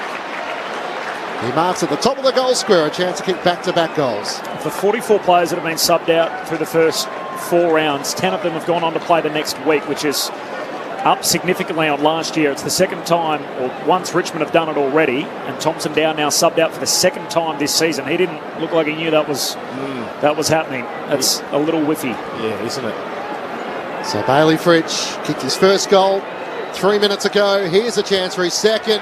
Fritsch comes in, kicks his second. Melbourne have their biggest lead of the match. And for all the Tigers' fight through the opening 3 quarters, Melbourne are just starting to get rolling. 7-16-56 to the Tigers, 6-4-40. The Demons by 18 points at the 19-minute mark of the third term. You wouldn't say the damn wall has cracked, but there's some major cracks starting to appear, and that last play sort of summed it up a little bit for me. It's a long down the line kick, a bit of a slow play, and 2 Melbourne blokes went up for the mark, easily contested that inside 50 kick where there was no Richmond players guarding probably one of the most dangerous players in the game in Christian Petrarca, who was easy to handball the ball off to Neil Bullen. There was 4 or 5 of them though, all lining up, and then just to get one out the back. That wouldn't have happened earlier on in the game, and I just get a bit worried now for Richmond that maybe that damn wall is starting to be a little bit more brittle. New game high, the Premiers by 18 points. Back in the middle, Gorn wins the head out. Cochrane just half volleys it, or volleys it in fact, not half volley, volleys it out of the air as he kicks to centre half forward, but Bowie skids in to take the intercept mark. Centre half back for the D's. They've got their hands on it again as he kicks to the southern wing, and arriving late is Gipkus, takes the mark. He's done some good things in a defensive 50 that's under siege. The top 10 pick from last year as Gipkus kicks out wide. They're close to the boundary line. Castagna trying to hand it back to his teammate. They've coughed it up. Melbourne with the numbers. Hunt by hand away to Langdon, and it just puts it into the path of Neil Bullen. Chips down the boundary line. Rioli goes up, can't complete the mark. Brown in the other direction out to meet it. Hand pass to Neil Bullen. The 1-2 with Dunstan, and Neil Bullen's kick superb. Spargo takes the mark. 60 out at centre half forward. It is a crowded forward 50. He's going to kick it out into the pocket. Petrarca out there along with Fritsch, and Petrarca leaves it for Melbourne sharpshooter, and Bailey Fritsch takes the mark. Hand pass over to Petrarca. Harlan Globetrotter stuff from the Demons. They're pouring them in now. 5 in a row as Petrarca snaps from the pocket. And this lead continues to balloon. It's out to 24 points Melbourne's way. Time on in the third term. The Demons 8-16-64. Richmond 6-4-40. Lauren Borden on the boundary. Thompson Dow definitely out with a right corked thigh. Obviously, he went off, like you mentioned, against GWS in round 2. So another one where he's been subbed out, just looking a bit despondent at the back of the bench at the moment. Interesting. Well, he looked ready to go to come back on the big screen that we saw, but that's okay. Just a real breakdown there for the Tigers in their defensive 50, wasn't it? I thought the wrong bloke marked it, given that Petrarca was the right footer, Bailey Fritsch the left footer. But no one wanted to pick him up. He's a pretty good player, that number 5 for Melbourne. I reckon you can probably stand a bit closer than that, the Tigs defenders. Melbourne all of a sudden out by 24 points. Jackson into the ruck against Nankervis. No definitive tap. Nankervis was able to volley a kick towards half forward. Bolton out number 2 on 1. Tries to knock it on to Parker. The sub into the action. 55 metres out. Hurries a kick forward. It's wide of Bolter. And Jake Bowie takes the mark for the Demons. 35 metres out from his defensive goal. Kicks out to the right back pocket. Angus Brayshaw marks on his chest and chips it up further afield. And Hunt has the mark. Bowie's kept running. Marks at right half back for the Demons.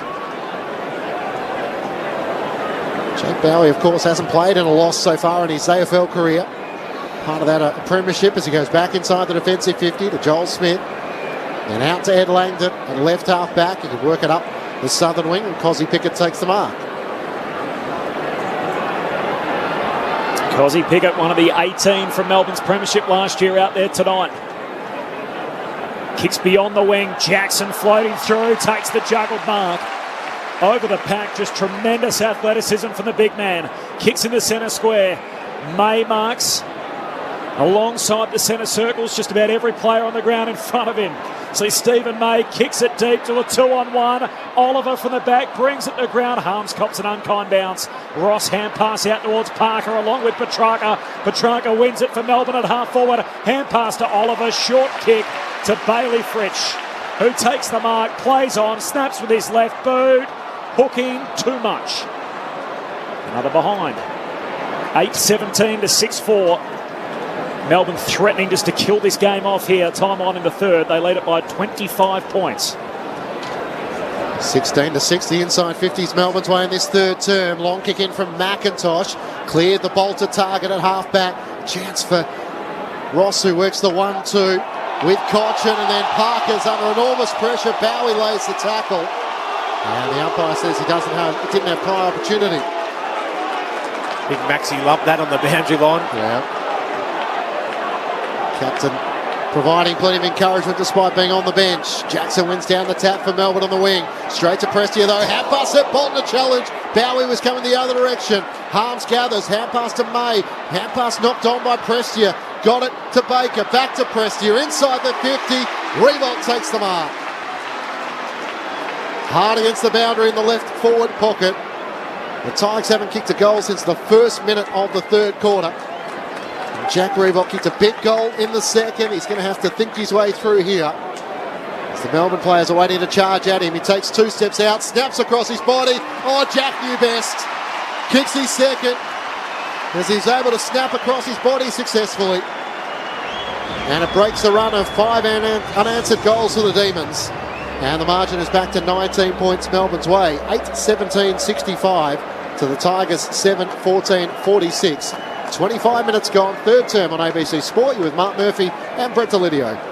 They continue to make the most of their opportunities. Richmond and Jack Riewoldt, like he's done for many a years, just he knows his game inside out, and that was always going through. But if they can stay within 2 or 3 goals here into the last quarter, you just never know what can happen. Just got to weather the storm here for this last 5 or so minutes of this third quarter and stay within 2 or 3 goals of the Melbourne side and still just give themselves an opportunity into the last quarter. They've kicked 46 points now from 28 entries. The Tigers so far tonight. Back in the middle. Comes out to Prestia. He just kicks into open space on the southern wing. Overrunning at Castagna. Langdon under pressure. Got a hand pass away to Brayshaw. Melbourne back with it. Hand pass away to Langdon again. To Petrarca. He feeds it forward to Dunstan. The 1-2 with Petrarca, who keeps on running. Short kick to Gawn. And great build up again by Melbourne, who have started to take over in this third term. Not a heap up ahead. Gawn just checks his kick into the pocket. Wanted Wiedemann, kicks it over his head, and Nankervis takes the intercept mark. Hand pass away to Short, kicks across the goal face to Tarrant, shoots a hand pass to Broad. He pokes a drop punt wide to Jack Ross, who marks in front of the Melbourne race in the back pocket. D's by 19 late in the third. Wants to send along towards Revolt and Collier Dawkins. Collier Dawkins in front. Couldn't complete the mark as it was spoiled away. Brayshaw for Melbourne. Hand pass to Dunstan. Underground hand pass works to Oliver. To Petrarca from 50. Vacant goal mouth. It's just offline to the right. Oh, Cozzy tried to slap it back into play. But it was over the behind line. 4 behind. Melbourne leading by 20 points at the 27-minute mark of the third term. 26 scoring shots to 11. The Demons lead it by 20 points. 27 minutes gone in the third.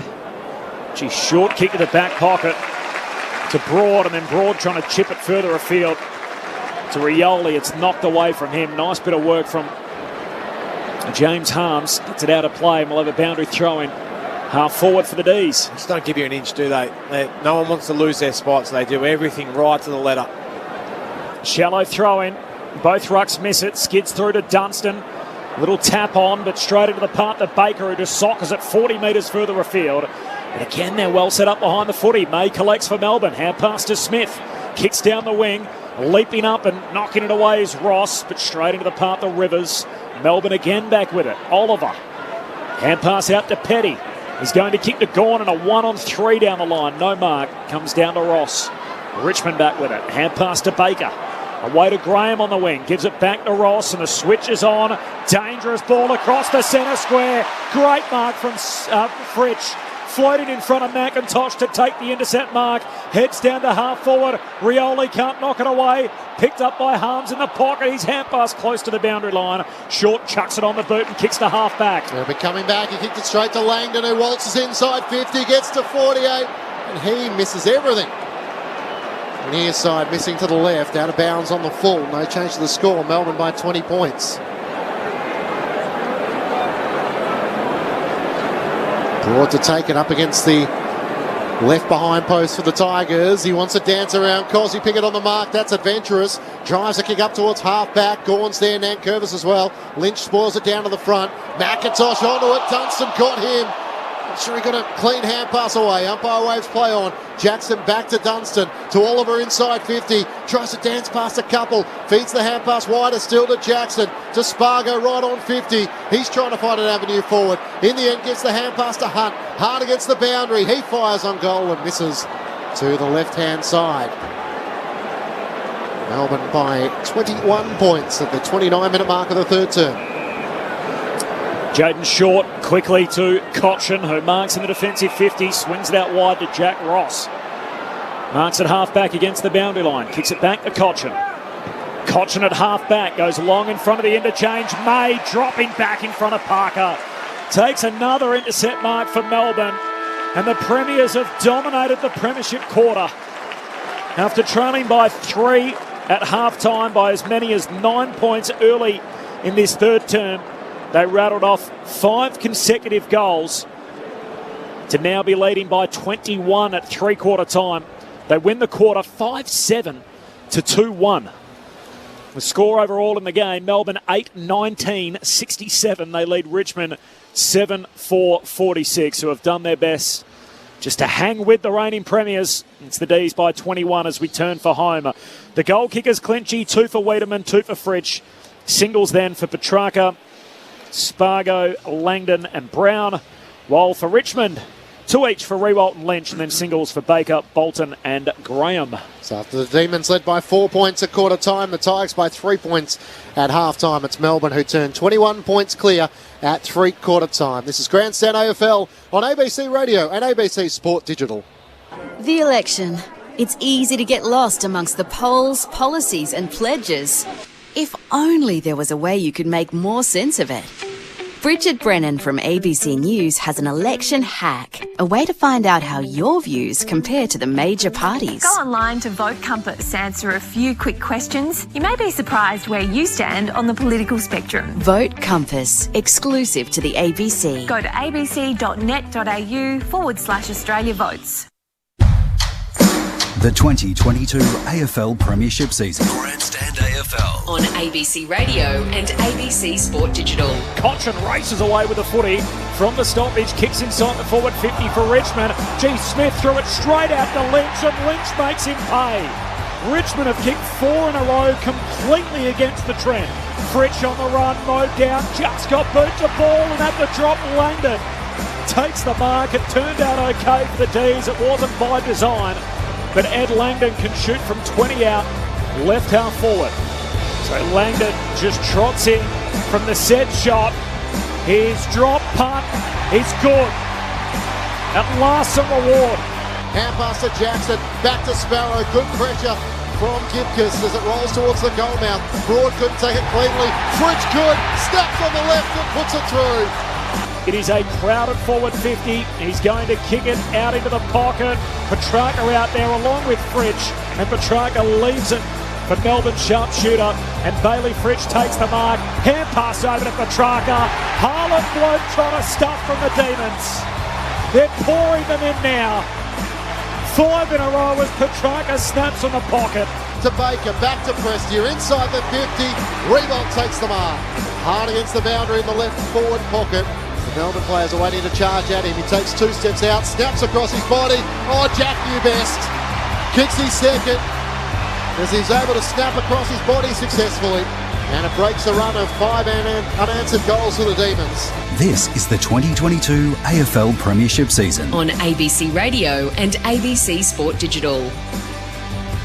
3/4 time at the MCG, this Anzac Eve clash. It's the Demons leading by 21 points, 8-19-67 to the Tigers 7-4-46. I wouldn't say the Demons found their radar in that third quarter. They kicked 5 goals 7 to the Tigers 2 goals 1, but they did find another gear which left the Demons well in front of the Tigers heading into the final quarter. Matt Clinch and Corbin Middlemass calling the action. Lauren Borden down on the boundary. The thoughts of Brett Delidio and Mark Murphy with you on ABC Sport. Well, they absolutely went to town in that quarter, didn't they? We asked that question at halftime, Murph, whether the Tigers can continue to keep up with their pressure and can they withstand what Melbourne have been able to do. But the simple answer to that is no, they couldn't. And it starts with the contested footy. Melbourne 38-23, the Tigers, and off the back of that, their ability to then get it on the outside as well. They were nearly plus 39 in uncontested possessions, nearly plus 50 in touches themselves. They're just unstoppable once they got the footy in tight. Oliver really went to work in that quarter. Langdon got involved. And our boy Petrarca, who we said had been a little bit quieter, finally got rolling. 11 touches and kicked 1-1 in that quarter. So 8 to half time, 11 in the third quarter, plus a goal. Yeah, so he obviously knew that. And look, Murph called it at half time. He said, I'll be very surprised if he's not, start to get rolling. And he did, which is ultimately what got them going as well. But so did Bailey Fritsch. He got on the move a bit more in that front half. He had the 7 touches in that quarter, kicked 2-1 himself. So lots to like about what they were able to do. They just put their foot down. But unfortunately for the Tigers, it wasn't just that they weren't able to win it in tight, but they had a few breakdowns, didn't they? Just in terms of long down the line representation, and then that cheap over the top handball goal to Petrarca. There's just things that would really irk Dimmer and the coaching staff with what they saw out there from their boys. Yeah, and I think it was just a fact of Melbourne looked like they were in second, third gear and just thought, the game's on here now.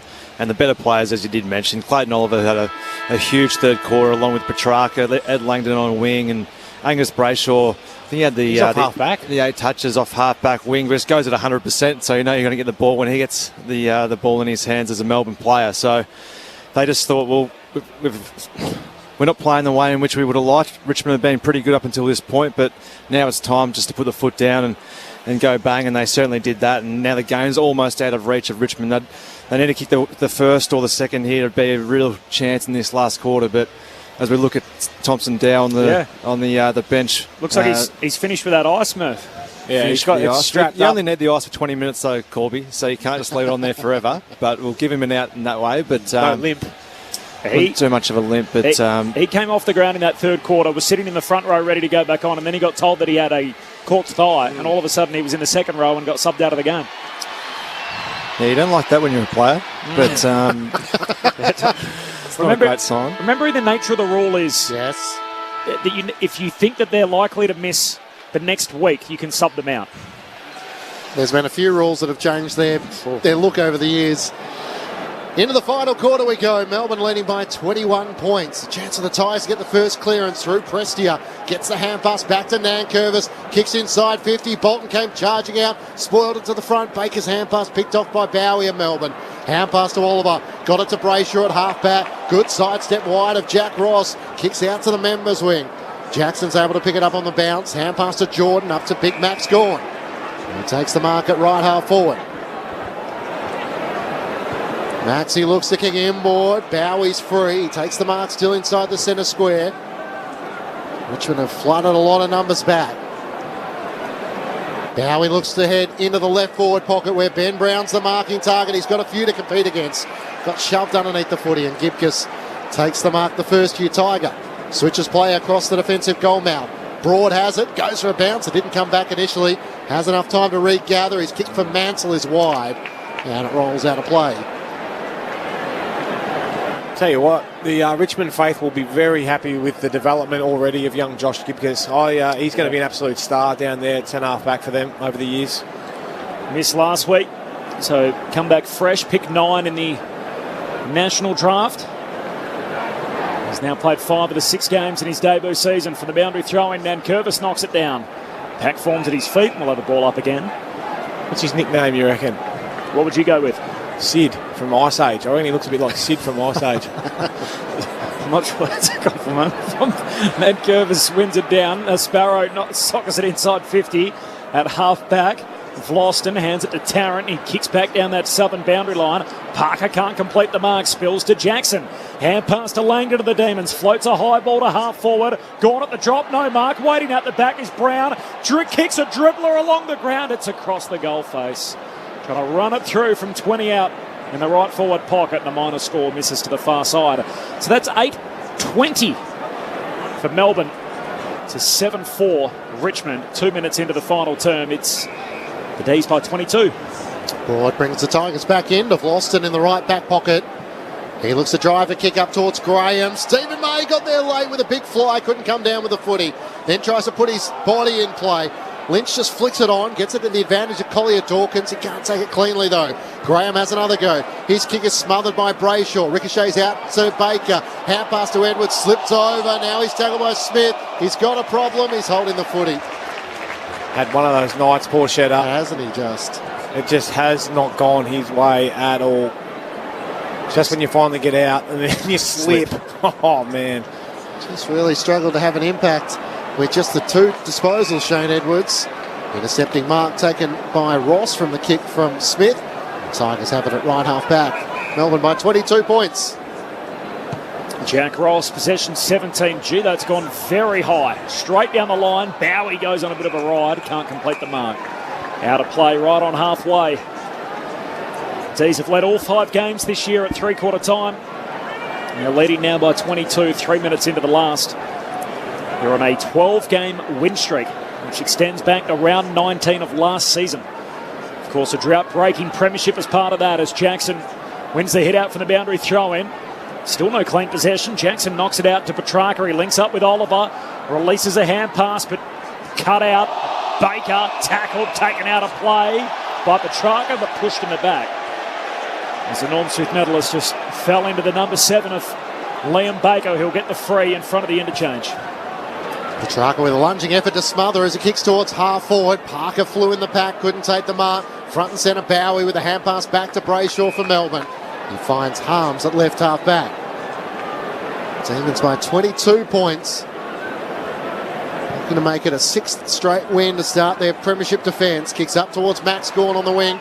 Can't take the mark with Robbie Tarrant there, spoiling it out of play. Have you ever seen a behinds leaderboard on the MCG scoreboard before? They just have behind leader, and I think there was 6 names with 2 behinds. Can you check that for me, Corby? Come on, Corby. There's a stat that might have him searching for a while. Gawn wins down the tap to press it straight over for Richmond to Dunstan. Hand pass to Neil Bull and Melbourne are surging. Hand pass to Oliver. Long kick towards Fritsch. Top of the goal mouth. Broad spoiled it down straight to Wiedemann. Snaps over his shoulder and got it. Sam Wiedemann is able to steer through his third and hung in the air for a long time, but it did go straight. And Melbourne fans will take that. The D's by 28 points, 9-20-74 to the Tigers 7-4-46. The first goal of the final term comes at the 5-minute mark. Well, it didn't spin from Big Wayne, but it got there in the end, didn't it? It took an eternity off his boot. Didn't make great purchase, but just went nice and high and spun. Not at all. I don't think it spun. It just floated. It just floated through. But love when the Demons fans get around the ground with the weed. I love that. Takes me back.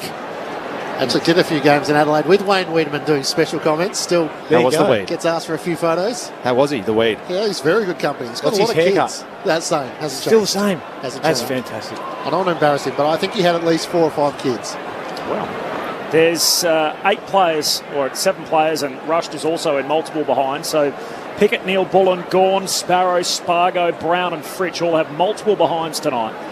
Melbourne are 9-20. They now lead it by a new game high, 28 points on the back of Wiedemann's third. In the middle, Dunstan is collared high. The tackle from Edwards. Nice to see Luke Dunstan back out there. His first game for his new club. Played 12 games for St Kilda last year. Got 11 Brownlow votes and then made the move in the off-season to the best team in the game. Links up again with Alan Richardson, the footy boss. Of course, his former coach at St Kilda. Goes wide to Rivers, who kicks down to half forward. Spills in front of the pack. Graham just trickles a kick down the line and a couple to beat. Rivers happy to find the safety of the boundary line with Baker and Mansell right there with him. Boundary throw-in on halfway. Earlier today, big wins for Geelong. A 10-goal victory over North Melbourne. Jeremy Cameron kicked 7. And the Brisbane Lions won the Q Clash by 52. Zach Bailey kicking 6. From the throw-in, Gawn palms it to the back, but straight to Edwards. Gets a disposal. Quiet night. Hand pass out to Cochin on the wing. Looks up to half forward. Lynch is on a long lead. He marks still 80 from home. Bolters deep in the pocket. Puts it in that direction. In a wrestle with Petty. Clears to the back. Joel Smith ducked the head. He still was taken high. And he'll take the free kick just 10 metres out from his defensive goal. With Matty Parker coming charging in. Getting him over the shoulder. Across the defensive goal mouth to Langdon. He runs his short measure and then kicks a long ball up to the wing at full stretch. Sparrow takes the mark. Has it at right half back for the Demons. Wants to try and kick it out to Hunt. Under the Shane Warne stand. He can chip it over the top. Wiedemann's working up the ground. He marks it right half forward. There's the weed. Brett Delidio loves it. Comes inboard. Spargo takes the mark. One of Melbourne's great pressure players, Charlie Spargo. Looks to kick in the right forward pocket. Ben Brown, the target, didn't suit him. And he gave away the free kick with a push on Josh Gibcus. The first-year Tiger will take it in the left back pocket. He's had 10 marks, Gibcus. Now 5 intercept possessions as he goes back to Broad. And Broad continues to switch out to this northern side to Mansell. Kicks from half-back down the wing. Mays up in front and tackled Castagna without the footy. Unset play on. Comes down to George. Oh, it's a late whistle. Free kick is coming back. And Castagna will get it. It's probably time they throw a bit of caution to the wind, I reckon. Leeds and just have a go through the corridor and try and make up this deficit. They're not going to win the game by going slow and measured. They need to pull the trigger and get their run game going. Just chipped it to Jaden Short, who then tried to fend off May on the mark, put his hand straight in the middle of his chest. Then hurriedly kicks down to half forward as he's told to play on. Oliver has been everywhere. Hand pass away to Jordan. The 1-2 along the boundary line with Sparrow, and eventually he's helped out of play. That's Jordan. And the boundary throwing 70 out from the Richmond goal. 9 minutes into the final term. It's Melbourne by 28 points, a game high. They've kicked at 9-20 Melbourne tonight. Richmond are 7-4. Toss back into play. Gawn wins down the tap to Harms for Melbourne. Hand pass to Jordan. Here's Sparrow off half-back, gives it back to Jordan despite him being behind him. He can chip it over the top to Petrarca. He marks just at the edge of the centre square. He looks at options inside the 50, kicks for Fritsch on the lead. Just no! Dropped it at the full stretch. And now he's got a problem as Broad's over the top of him. He can't knock the footy clear and the umpire will throw it up. Almost the perfectly weighted kick from Christian Petrarca, but just couldn't make up that last metre, Bailey Fritsch. Sliding down low as it hit the turf. Umpire throws it up in the left forward pocket. Rather casual throw up as Nankervis was battling against Oliver. Got it down to Cochin. His hand pass around the boundary line and then over. Still 50 metres out from Melbourne's goal. At the punt road end in this final term, the Demons by 28 points. Are you allowed to appeal anymore running towards the boundary for deliberate? You can appeal. You just can't then respond if the decision goes against you. Okay. For the boundary throw, it's actually worked okay this weekend. For the boundary throw-in, Cochin kicks out of the defensive 50. Bolton just soccers it back into the corridor, but Sparrow's waiting there for Melbourne. At centre half forward, hand pass to Rivers. Loads up, kicks to the goal square, and Broad knocks it through. The rush behind's up to 3. Melbourne's tally 9-21. The 7-4, D's by 29 points, 11 played in the last. We didn't have a single 50 for dissent yesterday. We haven't had one tonight in our game. Loston brings the Tigers back into play, finds Nankervis at left half back, hand pass to Prestia, kicks into the middle of the ground and Baker takes the mark. He's got Lynch streaming back to the goal mouth, trying to get the hand pass to Graham, and they've almost turned it over. Oliver fights for it, can't win it for Melbourne, and then Short slips over. Eventually they do lose it. Wiedemann with the hand pass to Oliver, set Dunstan, an enormous challenge. He's cannoned into by Graham. Eventually the ball spills clear Richmond's way. McIntosh to Gibcus to Nankervis. Big Toby goes for a run in the middle of the MCG and then spots Prestia free. He marks between wing and half forward for the Tigers. Dunstan a little slow to get up in the centre square. Prestia inside 50 through the hands of Lynch. Waiting out the back is Matty Parker. Sells the dummy once, gives it the second time to Graham. At half forward, they're retreating the Tigers. Hand pass back to McIntosh. Kicks inside 50. Rewalt charging, leaping at the back. No mark. Bowie was tackled without the footy. He's going to get a free kick for Melbourne. Inside the defensive 50. Of course, there's a medal for the player, adjudged best on ground, named after a Hall of Famer for both clubs in Frank Checker Hughes. I think there's one bloke who's got his name all over that already. With 35? Yeah, 10 clearances. Clayton Oliver ends it on a string as Bowie kicks out towards the southern boundary line. The Tigers win it back. Gibcus to Nankervis and now inboard to Prestia. Looks to kick towards half forward. Collier Dawkins the target. Through his hands, couldn't take the mark, but he gets back onto it. Snaps on the right boot from 40 out and blazes it across the face. Misses everything out of bounds on the full. Do you remember who won it last year, Lids? No, I don't. But you do. Christian Petrarca. Christian Petrarca won it, and the MC didn't have his name on that's right. when she was reading out That's right. the winner. It's Petrarca. And then It's all of us Petrarca. got to the punchline and realised that she didn't have the winner written down. That's right. And so then in front of everyone said, and I don't have the winner. And had to turn around and ask someone who won. And it was a little comical for the first time the award was presented. It's funny how that stuff sticks in your mind. Yeah. I'll bring it up every year as well, Quincy. So. Just waiting for that crowd to be posted on the big scoreboard as well. Thrown in, Nankervis taps it to the front. Melbourne leading by 29 points. Oliver tries to get another clearance, can't do so. Baker picks off the hand pass. Little toe poke from Nankervis straight in the body of Bowie. Wins it back for Melbourne. Hand pass to Jackson, looking for Petrarca. Somehow got round Baker. Great agility to take a nice sidestep and get past him. Hand pass to Dunstan, to Oliver, and back to Dunstan. Kicks up towards Cozzy Pickett. Can't claim the mark as Rioli spoils it out of play. So do you imagine the conversation with Luke Dunstan would have been, we see a spot for you in Melbourne's best 22 at some stage? Well, I think it might have been that you got a chance, mate. If someone goes down, you got to play the odds, don't you? And say, well, I want to be raring to go in the best team in the comp. He has a ripper black eye as well, Luke Dunstan, as he heads towards the bench. Out to meet it from the stoppage is Jaden Short, just jams it on the boot, kicks up into the front half. Here's Lynch, takes on the tackle from Brayshaw, hand pass out to Bolton, trying to step his way around. Bowie just puts his hand right in the middle of his chest and Bolton kicks to half forward. No mark, but coming out to meet it. Collier Dawkins had a piece of it, now he's lost it. Smith, his hand pass and turnover too. Edwards hands it to Rewalt. Rewalt shoots hurriedly and hits the post. Gee, he had more time than he thought in the forward pocket, Jack. Just turned and chucked it straight on the right boot. Hits the post. Richmond are behind, their first score in some time. Melbourne 9-21, Richmond 7-5. 28-point lead for the D's midway through the last. Trent Rivers with a long kick out of defence. Noah Bolter should have taken the mark. He dropped it at the last moment. Jordan for Melbourne regathers. Hand pass to Gawn, kicks around his body, but only as far as Nathan Broad, who marks at right half back. Chips it out to Gibcus at centre half back. He switches it out to the southern side of the ground where McIntosh takes the mark. Just the one goal scored in this final term through Sam Wiedemann. Melbourne leading by 28 points. Kicks up to the wing for Short. He is a long raking kick. Spots Jack Riewold at the back. Can't quite get it to him. Didn't quite have the spring in the legs that he used to. As Petty spoils it out of play away from Lynch. And across for a boundary throw in the left forward pocket. The Demons with the Hawks, the Saints and the Eagles to come in the next 3 weeks. So 6-0, a chance to continue that run. From the boundary throw in. Comes down to Oliver, who's got it again. Possession number 38 as he hands it out wide to Langdon, who's off and running off the back flank. And a short chip pass finds Brown, who hits up and marks. Still on the defensive side of the wing. Southern side under the Shane Warne stand.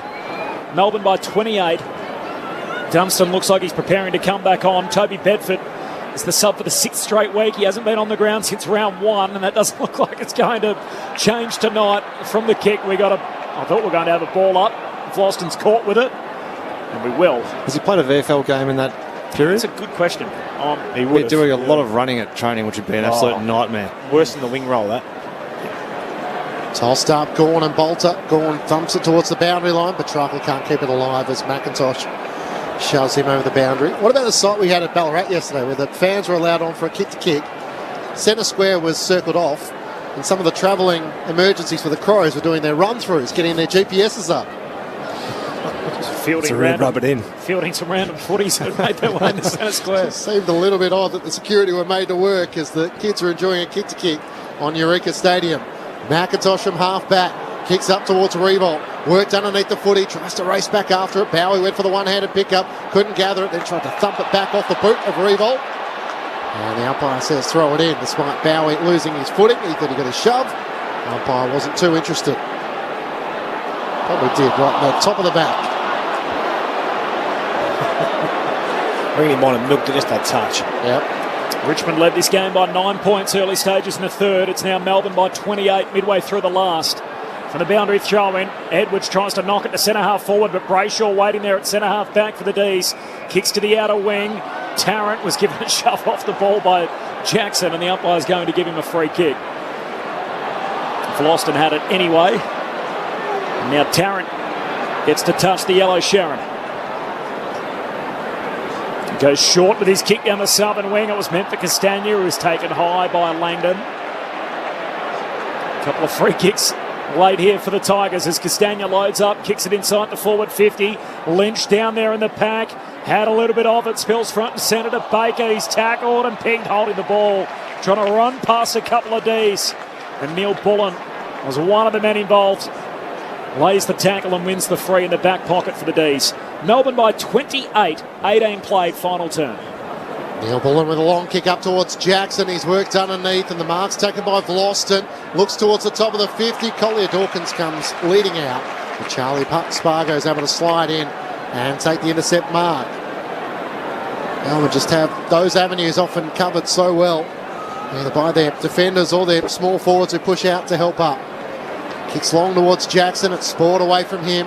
Langdon front and centre on the southern wing, gathers, hand pass to Oliver, just got his kick away from a lunging Parker, kicks up towards Cosy, Pickett at half forward, great one-handed pick up against Rioli, feeds it to Petrarca, back to Pickett, little fumble as he tried to burst away and lost it, and it rolled out of play just where the boundary line meets the 50-metre arc. Melbourne leading by 28 points. Of course the Tigers have got the West Coast Eagles next Friday night, a big game, Collingwood and Hawthorn in the next couple of weeks. This is good news for you, Murph. 70,334 the official attendance, so you're nearest to the pin. Bing, bing, bing. And the boundary throw in. Lynch tries to soccer it away, comes to Harms. He's gang tackled, taken to ground, a ball up, 70 out for the Melbourne goal. I'm pretty happy with that call. Yeah. I love the little slight grin you looked at me. I was like, what have I done? You initially had 68 too, and you just thought, look, I'll just tack a couple more on. That's a great prediction and hell of a roll-up from the restart. Oliver, hand pass to Petrarca. The two guns combine and Petrarca shooting goalward. He just misses to the near side.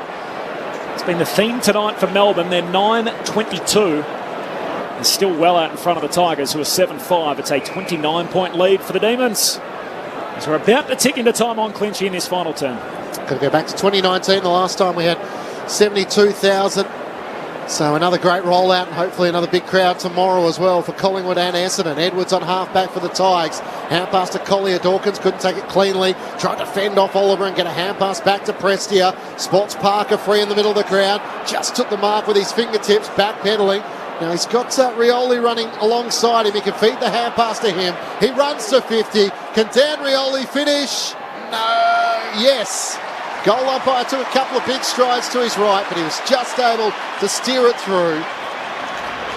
For the Tigers' first goal since the 25-minute mark of the third term. It comes at the 20-minute mark of the final term. Richmond 8-5-53, trailing Melbourne 9-22-76. A nice long-range goal from Dan Rioli.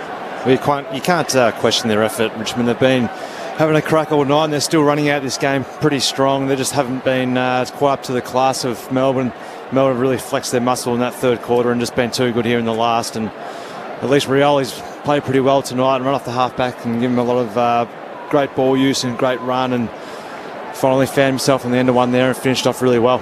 So they're going to be 2-4, the Tigers, but in all 4 losses, they've led the game in the second half. So 2 of them they've led in the third quarter tonight, as well as last week against Adelaide. And in the other 2 losses, they actually led the start of the final quarter and weren't able to convert a 3-quarter time advantage into victory. So they've been in every game this year, the Tigers, despite just 8 premiership points to show for it. Short gets the centre clearance, but it's chopped off, and Melbourne's defence again link up as Petty hands it out to Brayshaw, kicks to the wing. Hunt's pushed off it. Neil Bullen gives it back to Hunt. Hand pass away to Brayshaw. Floats a high kick down the wing. Short has to try and mark a high one. Can't hang on to it. But it turns out okay. Cochrane there to mop it up. Gives it to Tarrant. Kicks to centre half forward. Rewalt gets rid of Smith. Takes the one-hander. He's at centre half forward. 70 out. Pokes the pass to Prestia, who marks 48 metres from goal. Or tries to chip it inside. Kicks it into Dunstan, the man on the mark. Under pressure, Parker hands it back to Prestia. Hand pass to Broad. Ugly floating kick inside 50. Tough one to mark. May can't reel it in, and trying to do his best Wayne Harmes impersonation. Ross can't whack it back inside the field of play from the forward pocket, so we'll have a boundary throw in that Wayne Harmes pocket. City end of the ground in front of Melbourne's race. Deep forward for the Tigers. It's the Demons by 23. Nankervis tries to win it down to the front, but there's only Oliver there. He hurries a kick towards halfback through the hands of Edwards as Jackson was able to spoil it down. Cosy Pickett with a hand pass to Dunstan, so seems to be okay after that head knock. Hand pass back to Sparrow. Set a bit of a task for Neil Bullen. Lost his footing. Ross for Richmond. Hand pass to Graham. Feeds it to Cochin. Almost cleaned up by Smith, who came in from the side. Got it to Sparrow. Smith still down, having been collected high. The hand pass to Jordan under pressure. Gets it back to Dunstan hard against the boundary. Hand pass out to Neil Bullen. He's over the footy and can't get a disposal away. Rioli over the top of him. Nankervis as well. And the umpire will pay holding the footy. Dan Rioli to take it at right half forward. Having career best numbers so far this season. 8 over 19 disposals playing off half back. From the NT, kicks inside 50. Shea Bolton trying to fly from the back of the pack. Couldn't get a good run at it. Ross sliding in. Was happy to see it over the boundary line, but Rebolt kicked it towards the top of the goal square. Lynch just couldn't quite get his hands underneath it. Clearing kick by Rivers, but only for the moment. As the Demons are able to lock the footy in, 30 metres out from the Tigers' goal. Charlie Spargo with the tackle. And on the very bottom of the pack is Jaden Short, who's tried to push forward. 23 points, Melbourne's lead. Time on final term.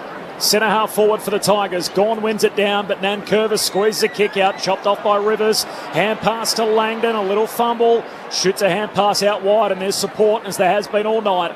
Rivers to Brayshaw off his backside, gives it back to Brayshaw. Nice hand pass, who Brayshaw kicks down the boundary line. It skids out of play. And a throw-in on the southern wing. Just repeating, the player at Judge Besterfield will win the Frank Checker Hughes Medal.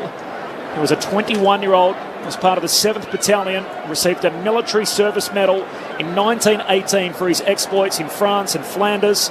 He was away from 1916 to 1919. When he returned, he coached both clubs, won 2 premierships as a player with Richmond in 1920 and 1921, and then oversaw 5 premierships as coach of Melbourne during their glory years. So he's a Hall of Famer at both clubs, and the medal for the best on ground named in his honour. From the boundary throw-in, Langdon kicks a spiral inside the forward pocket. Fritsch out to meet it, gives it to Brown, and he's helped over the boundary line. So the throw-in 40 metres out from the Melbourne goal at the punt road end.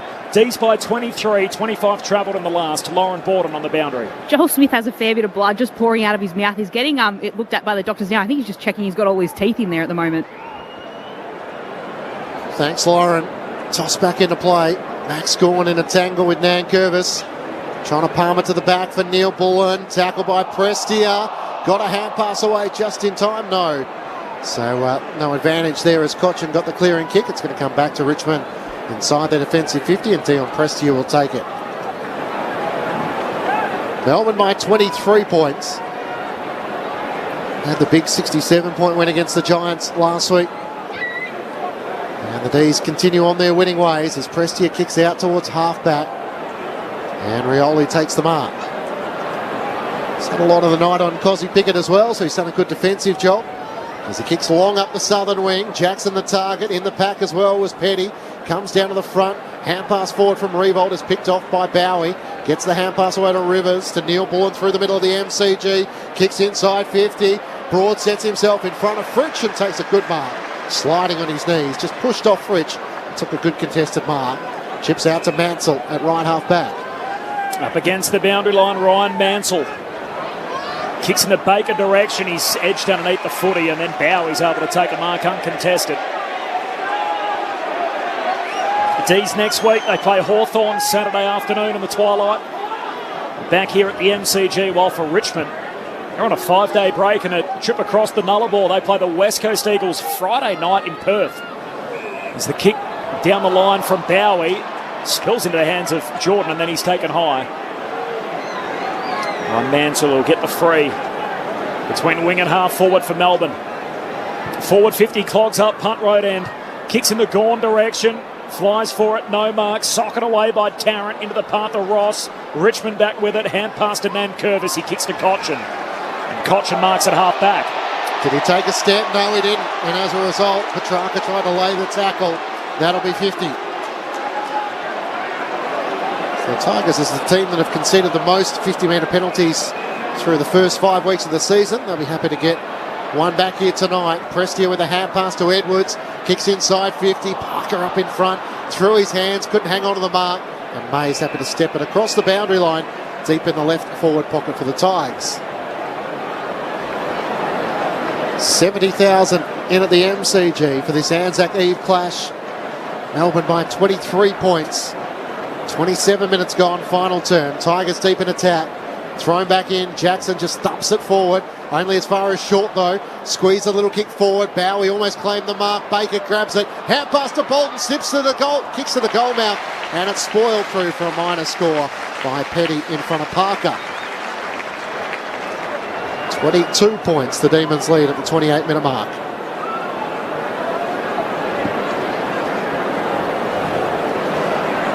We're sort of ticking down time now, aren't we, Clinchy? This game's been in control for a long period here for the D's. Just one goal each in the final quarter. Melbourne inaccurate tonight, 9:22. There were actually 3 goals, 14 before they kicked their fourth. And at that stage, they trailed the game by 8 points.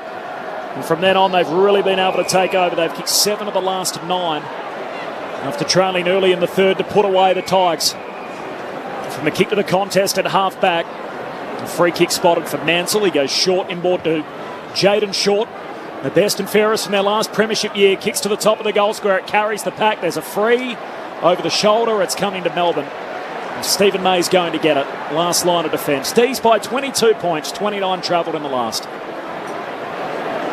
May in no hurry really to move it, despite Gawn being free at half-back. Now we send it towards him and Toby Nankervis. The two tangle. It clears them in the end. Brown brings it down to the front. Nankervis can't take it and Gawn swats it out of play. And a bit being said between he and Dan Rioli, and Nankervis now pushes him away. The umpire says, toss it back in. 29 minutes gone, final term. Melbourne by 22 points. Thrown back in. Gawn sets himself in front against Nankervis. Taps it to the front. Prestia gathers. And the siren sounds.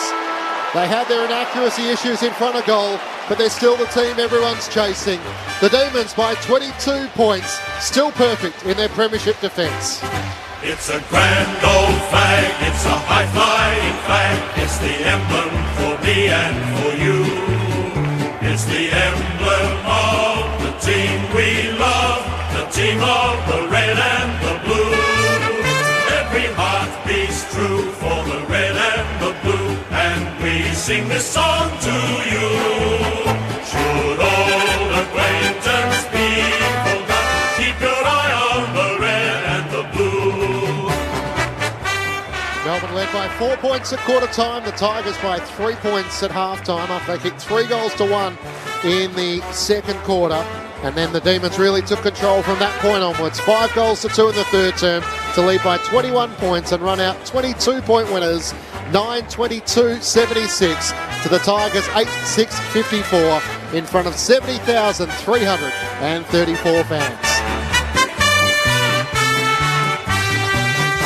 It's It's a grand old flag, it's a high-flying flag. It's the emblem for me and for you.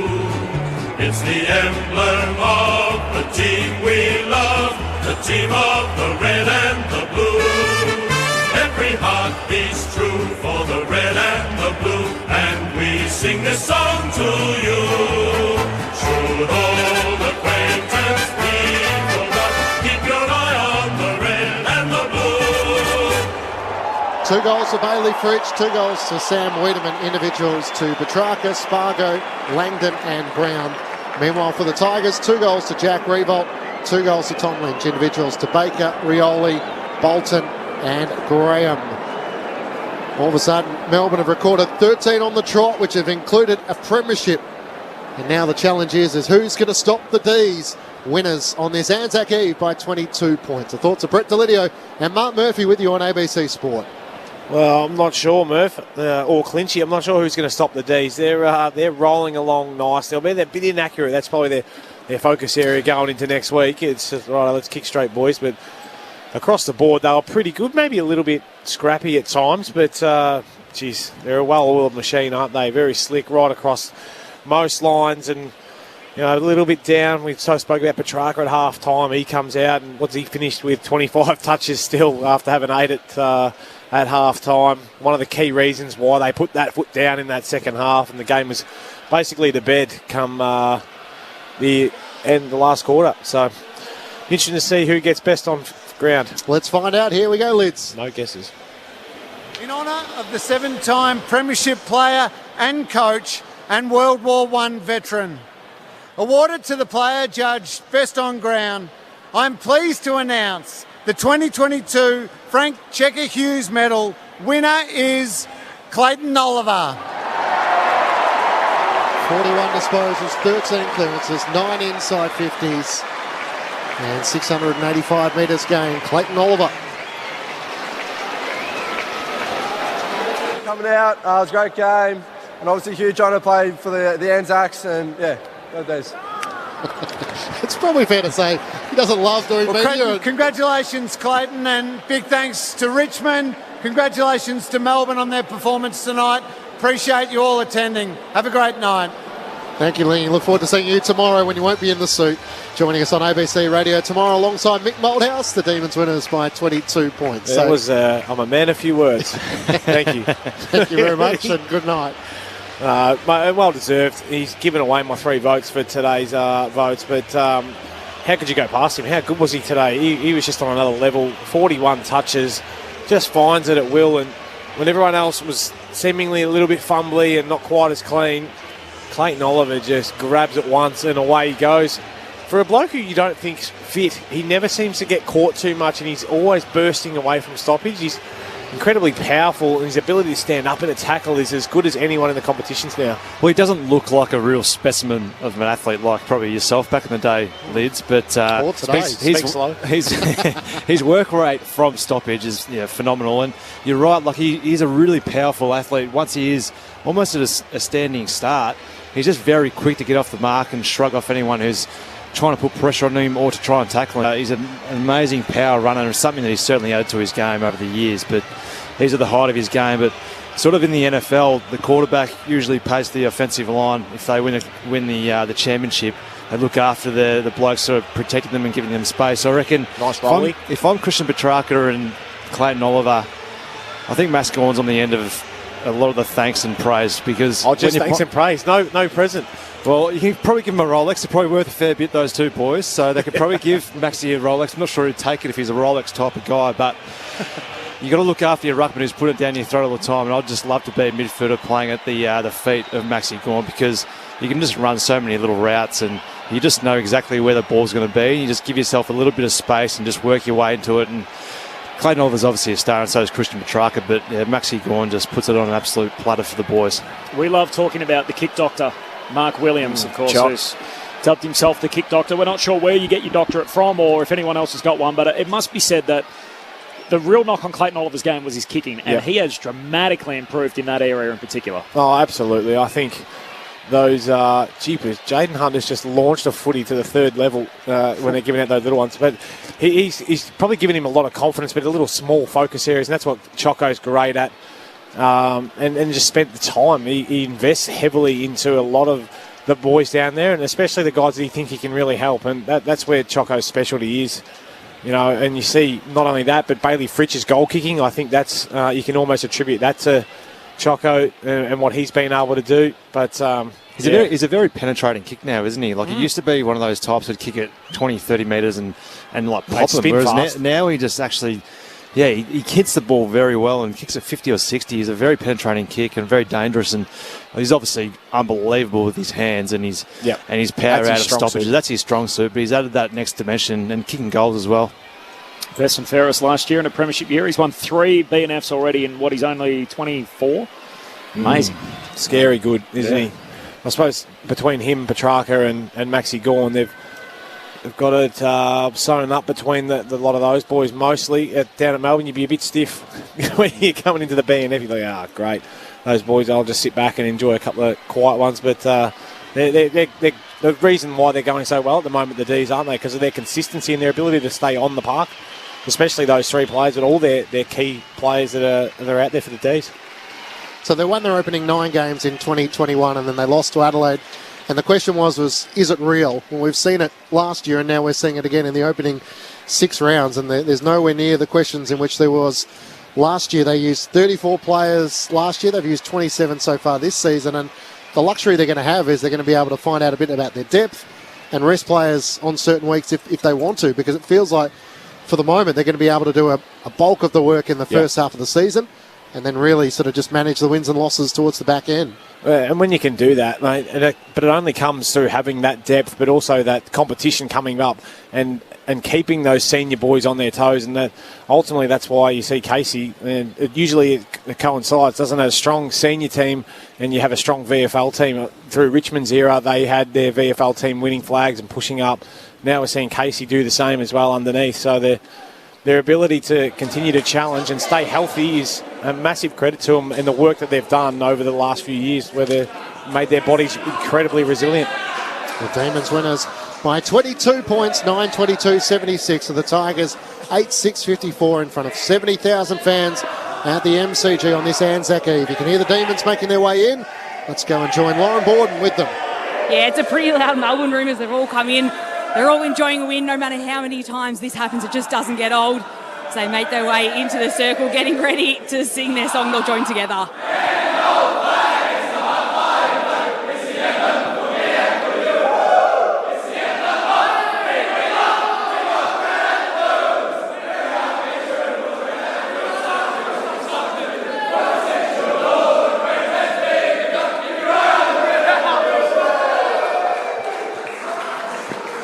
So the Demons winners by 22 points and 9 percentage points clear on top of the AFL ladder despite the perfect start, 6-0. And about 8 litres of sports drink onto Luke Dunstan as well. Yep.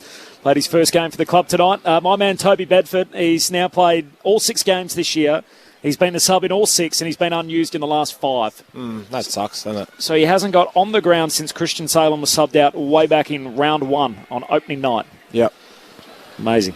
James Jordan might just say, just hang around though, mate. You never know. Well, we saw him last year as the sub throughout the entire final series. Tom Sparrow did it 7 times in season and then ultimately forced his way into the 22 for the start of the season. But I guess you'd rather be the sub than be player number 24, Murph. Sorry, I just pressed the button there, didn't I?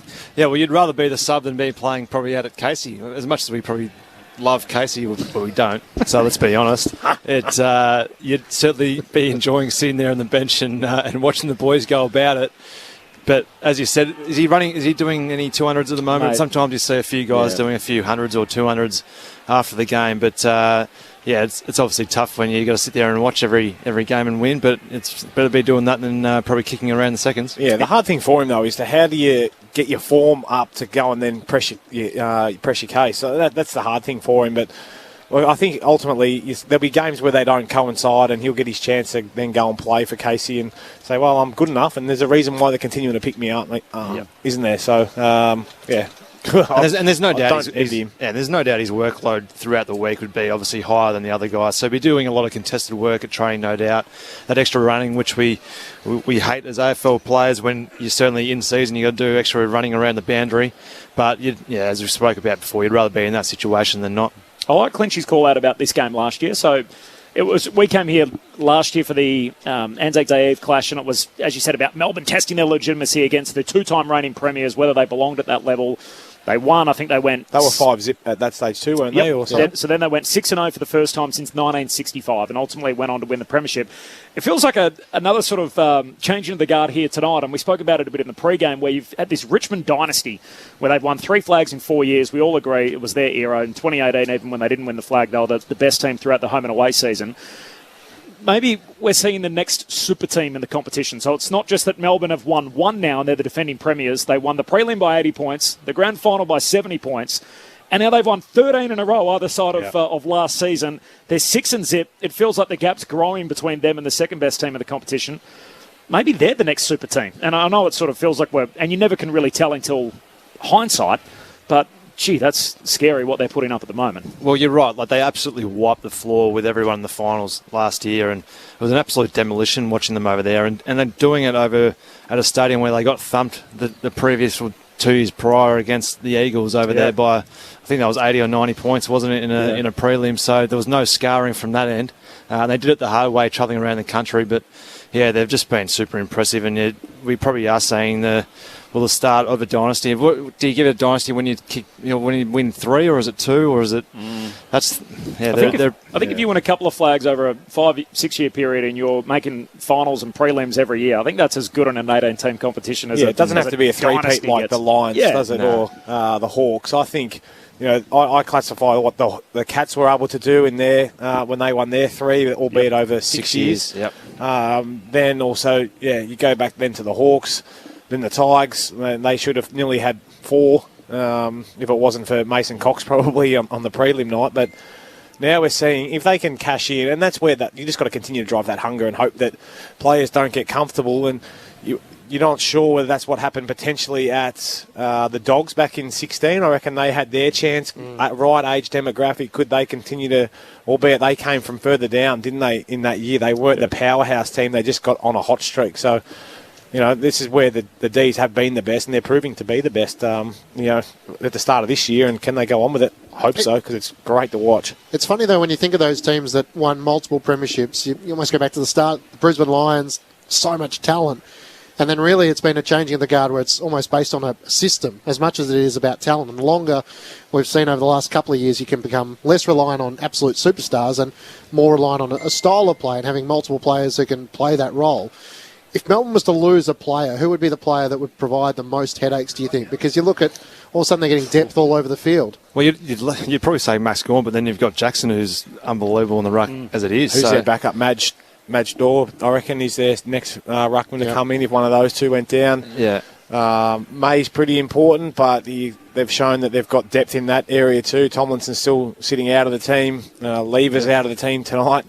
So they've only just got Petty back. Salem's been missing most of the year. Even their back 6 from last year, they've been missing so many key pieces through this first 6 weeks, and yet still no one can touch them. And still Christian Salem to come back in. Melbourne winners by 22 points. Let's head back down to the Demons' rooms with Lauren Borden. I've got the captain Max Gawn with me. Big occasion. The Tigers came out with intent. Is that exactly what you expected coming into tonight? I remember last year the first 15 minutes was incredibly hot. So I'm just trying to gather my words because I just heard Brett say that I'm easily replaced by Jacko. Shut up, mate. I think you mentioned Majak as well. He's your backup, isn't he?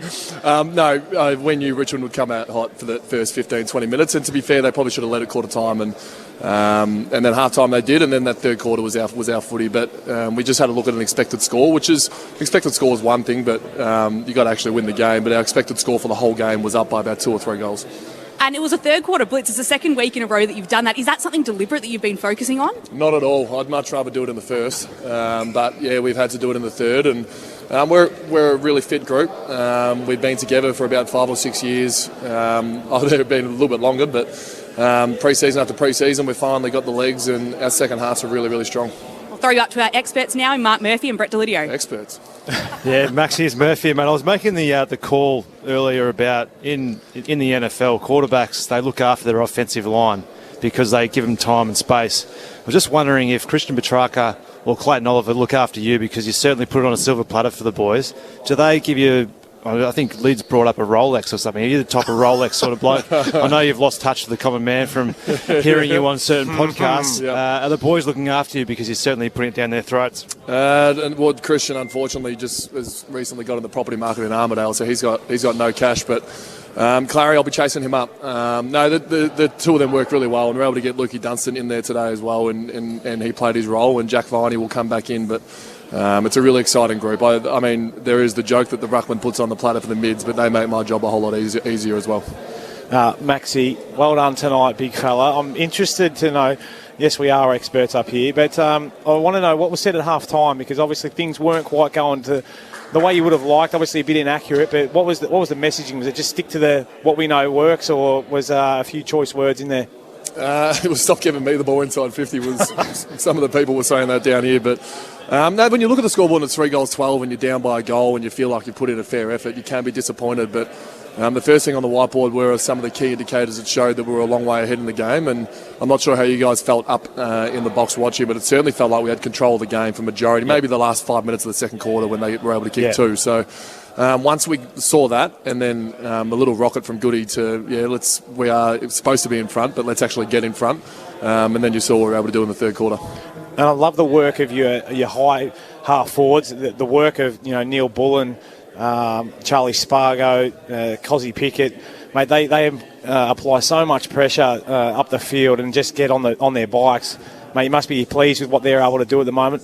Yeah, and it's. I mean, that half forward role can be quite hard. I obviously haven't played it, but those guys we can win by a fair margin and only touch the ball sort of 6 or 7 times. So it's a really unrewarded role. So we've got to make sure we make that a high praise role within the 4 walls. And Spargo actually got on the end of a few last week and had about 22 touches, and he said that's his quota for 6 weeks. So he said he was going to quiet down for the next couple. Not sure how he went tonight, but he's one of my favourite players to play with, Spargo. He just runs up and down the ground, gets back and helps the defenders, and then he's one of our best kicks going inside 50. And we know what Cozzy does, and Neil Bullen's got a pretty good reputation as well with what he does. All-Australian and Premiership captain Max Gawn with us on Grandstand AFL. Max, it's Corbin Middlemass here. In fairness to Lids, when you joined the conversation late, he was answering the question that was put to him about the teams that have been on these dynastic runs in previous years. It's more sort of system over personnel, but which player could Melbourne least afford to lose? Do you have an answer to that question? Is there a player you look at and you think, gee, if we lost him, that'd be really tough to try and replace? Obviously, present company excluded. So it was meant as a compliment to you, Max. You just got the back end of it, which was the wrong end of it. Look, honestly, it's pretty hard to go past the big general down back in Stephen May, and we've seen games where Jake Lever's been missing, for example, tonight, and we've also seen games when Harry Petty's been missing. But when we're missing Stephen May, you definitely notice it. So he would definitely be the one. Brendan Goddard did games with us sort of the last couple of years on ABC Radio, and he used to talk about sort of the glory years at St Kilda when they played in grand finals in back-to-back years, and he had this sort of supreme confidence coming to the footy, and not overconfidence, but you would roll up sort of knowing that your team was a really good chance to win tonight, and you could trust everyone around you to do their role, and the machine was just humming along. Does it feel like that at Melbourne at the moment? Do you have that feeling coming to the game?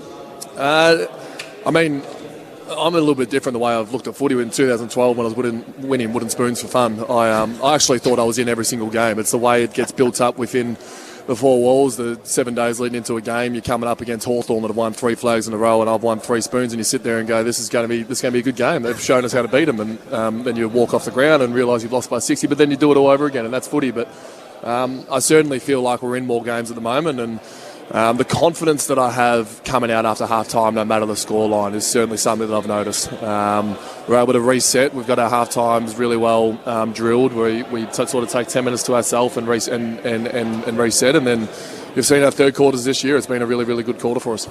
And just the occasion tonight, so 70,000 here, you're wearing the custom jumper with the 30 poppies, making up the V, representing sort of one of each the former Melbourne players that tragically were killed in active service. What does it mean to play in this game and the ceremony and everything that happens beforehand? Obviously a terrific honour to be able to play in this game.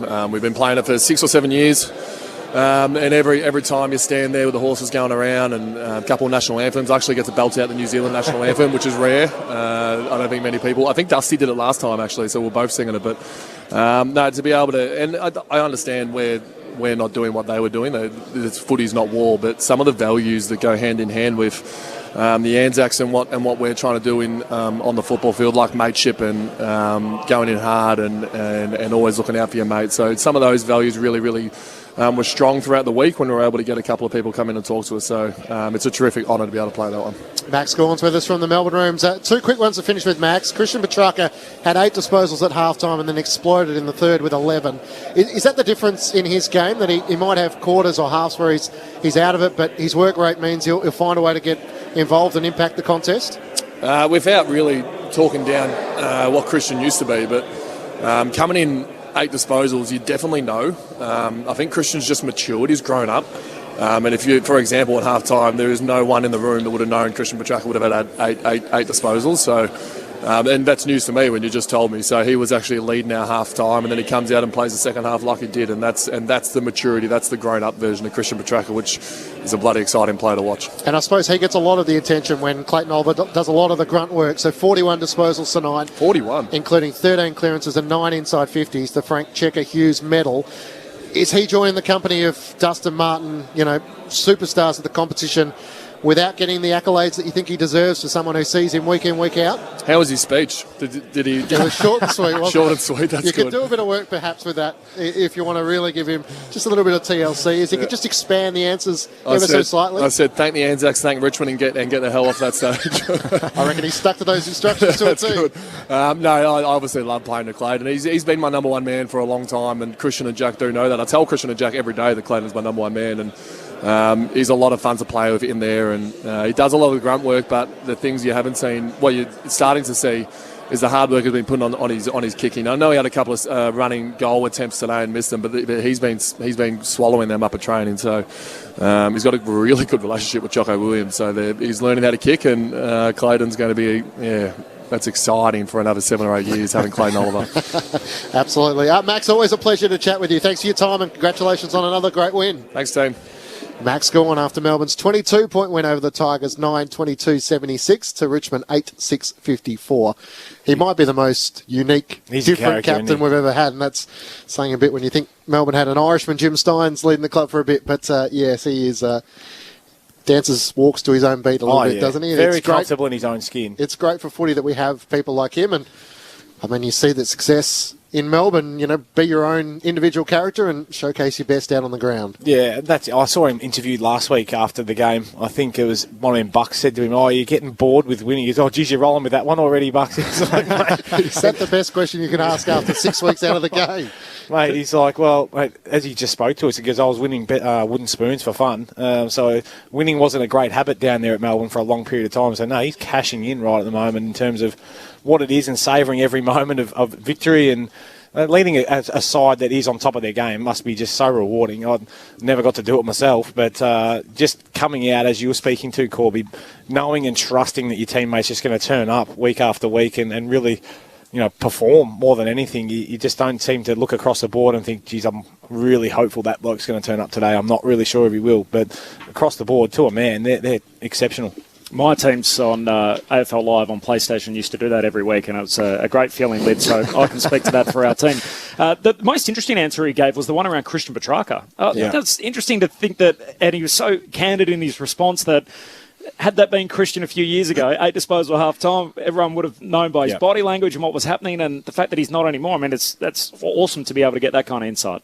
Well, it is, and it shows you that one of the better players in the comp comes in at half-time and hasn't had the first half in which he would have liked, and still goes outside of himself and still offers more to the team and communicates and leads down there by what he says and the way in which he carries himself. So that's great to hear, because I've certainly played with blokes, and no doubt you would have, Lids, if they're expected to play a certain way and they're having it at half-time, it's like, well, pick your jaw off the ground and start walking a bit taller and start offering yourself to the group. So that's it's no surprise to see or to hear that from Max, because the way in which Max carries himself, I don't think he'd walk in at half-time if he hadn't had the great first half and be flat with himself. There's no doubt he'd be getting around the boys and supporting. So being the leader that he is, there's no doubt that's sort of infiltrated into Christian Petrarca and other guys around him. Again, I think it comes from experience as well. I think no doubt me as a young bloke, and I'm not sure about yourself, I won't speak for you, but you're very conscious about how you're going, and you'd be down, and you'd be trying to. You wouldn't want to show blokes that you're happy with how you're going if you aren't having a great day. But I think the roles have they've turned a little bit in terms of how everyone's perceived and what's acceptable in the club these days. But as Max said, obviously he's grown a heap, and that's a new Christian that we're seeing. We're just seeing a shot on the monitor of Christian Petrarca and Clayton Oliver being interviewed by the host broadcaster, and there's Jake Bowie enjoying every minute of the spotlight as well. So it must be one of those things that obviously with success it makes it easier to be unselfish, but then there's also an element of I want to keep my spot in this team and make sure I'm doing the right things. I don't want to be the one who misses out on the good times, and yet you feel like potentially injury, form, trying to work out how they squeeze their best 22. What is their best 22? Guys like Adam Tomlinson, Tom McDonald, not in that team at the moment. Sam Wiedemann, is he in the best 22? So it's going to be interesting challenges to try and keep that same sustained level of success, knowing that everyone's going to be trying to prepare to beat you. Yeah, exactly right. I think it was it Tom Sparrow with that unbelievable play last week where he ran from 60 points up. Yeah, but runs from like centre wing all the way down into the forward pocket only to tap it back so Bailey Fritsch can walk into an open goal. It's sort of like, well, that typifies what they're doing. And everyone used to talk about, Hawthorn, they do these clever little taps, and Geelong, they go out of their way to knock a bloke over so that someone else can have a free run at the footy. That's when you know your team, and it's where blokes are doing everything right to try and stay in that team and make sure that they're not on the fringe and they're not spoken about being, maybe he's going to lose his spot, because they're like, well, he's doing everything that we're asking, so he keeps it. And even the emergencies tonight, so your mate Adam Tomlinson, obviously out of this team at the moment. He was in tremendous form when he went down with injury midway through last year. Jake Melksham hasn't played since round 22 last season, and Tom McDonald. So there was a big conversation all last year as to which combination of the three they go with up front. Do all three play? Is it just Wiedemann and Brown? Is it McDonald and Brown, which they had on grand final day? And at the moment, Wiedemann's holding down his spot. He kicked three again tonight, and Tom McDonald's on the outside looking in. And there's no doubt all three of those blokes be playing at every other football club at the moment. So that just shows you the depth and the amount of quality they've got here on this Melbourne footy side, because they'll be getting a spot in every other side at the moment. They're pretty lucky at the moment, in which they use 27 players. Yeah, 27 so far this year. So no doubt you need a little bit of luck, but it comes down to preparation too. Like Max did speak about it then, about the pre-seasons they have been putting in, and you start to get reward for effort over the longevity of doing that. So yeah, it's how hard you work, your preparation, discipline. So obviously they're doing everything right, because no one wants to give up their spot and not be part of this winning side, and hopefully get another chance of a premiership medal. They've only got 3, 2 and 1 for the ABC Football of the Year. We're going to run out fast of time. So while you give us that lead, Smurf, just give me 60 seconds on the Tigers, because many people thought they might bounce back into the 8. They showed their hunger and determination tonight. The question is, do they have the talent? Well, 22 points in the end, it sort of looks a little bit better than probably what it is. I think if Melbourne kicks somewhat, maybe 20% more accurate, they win by almost 8 or 9 goals, really. So they probably do get looked after in terms of the scoreboard deficit. There's a few worrying sides. Maybe a few of their senior players aren't going quite as well as what they would have liked. Maybe some of the depth, which they haven't needed to draw upon over the last 4 or 5 years, are starting to get tested at the moment. But yeah, I think losing last week over to Adelaide and then coming here tonight, they did have a crack. You can't challenge them on that. But yeah, maybe we have seen the end of them in terms of maybe is it a final 8 opportunity this year. I'm doubtful at this point in time. They're going to need all their best players back, aren't they? They're going to need Grimes, they're going to need Dusty, they're going to need Lambert, and they're going to need the team to be playing well and hope they can get on a roll. That's it.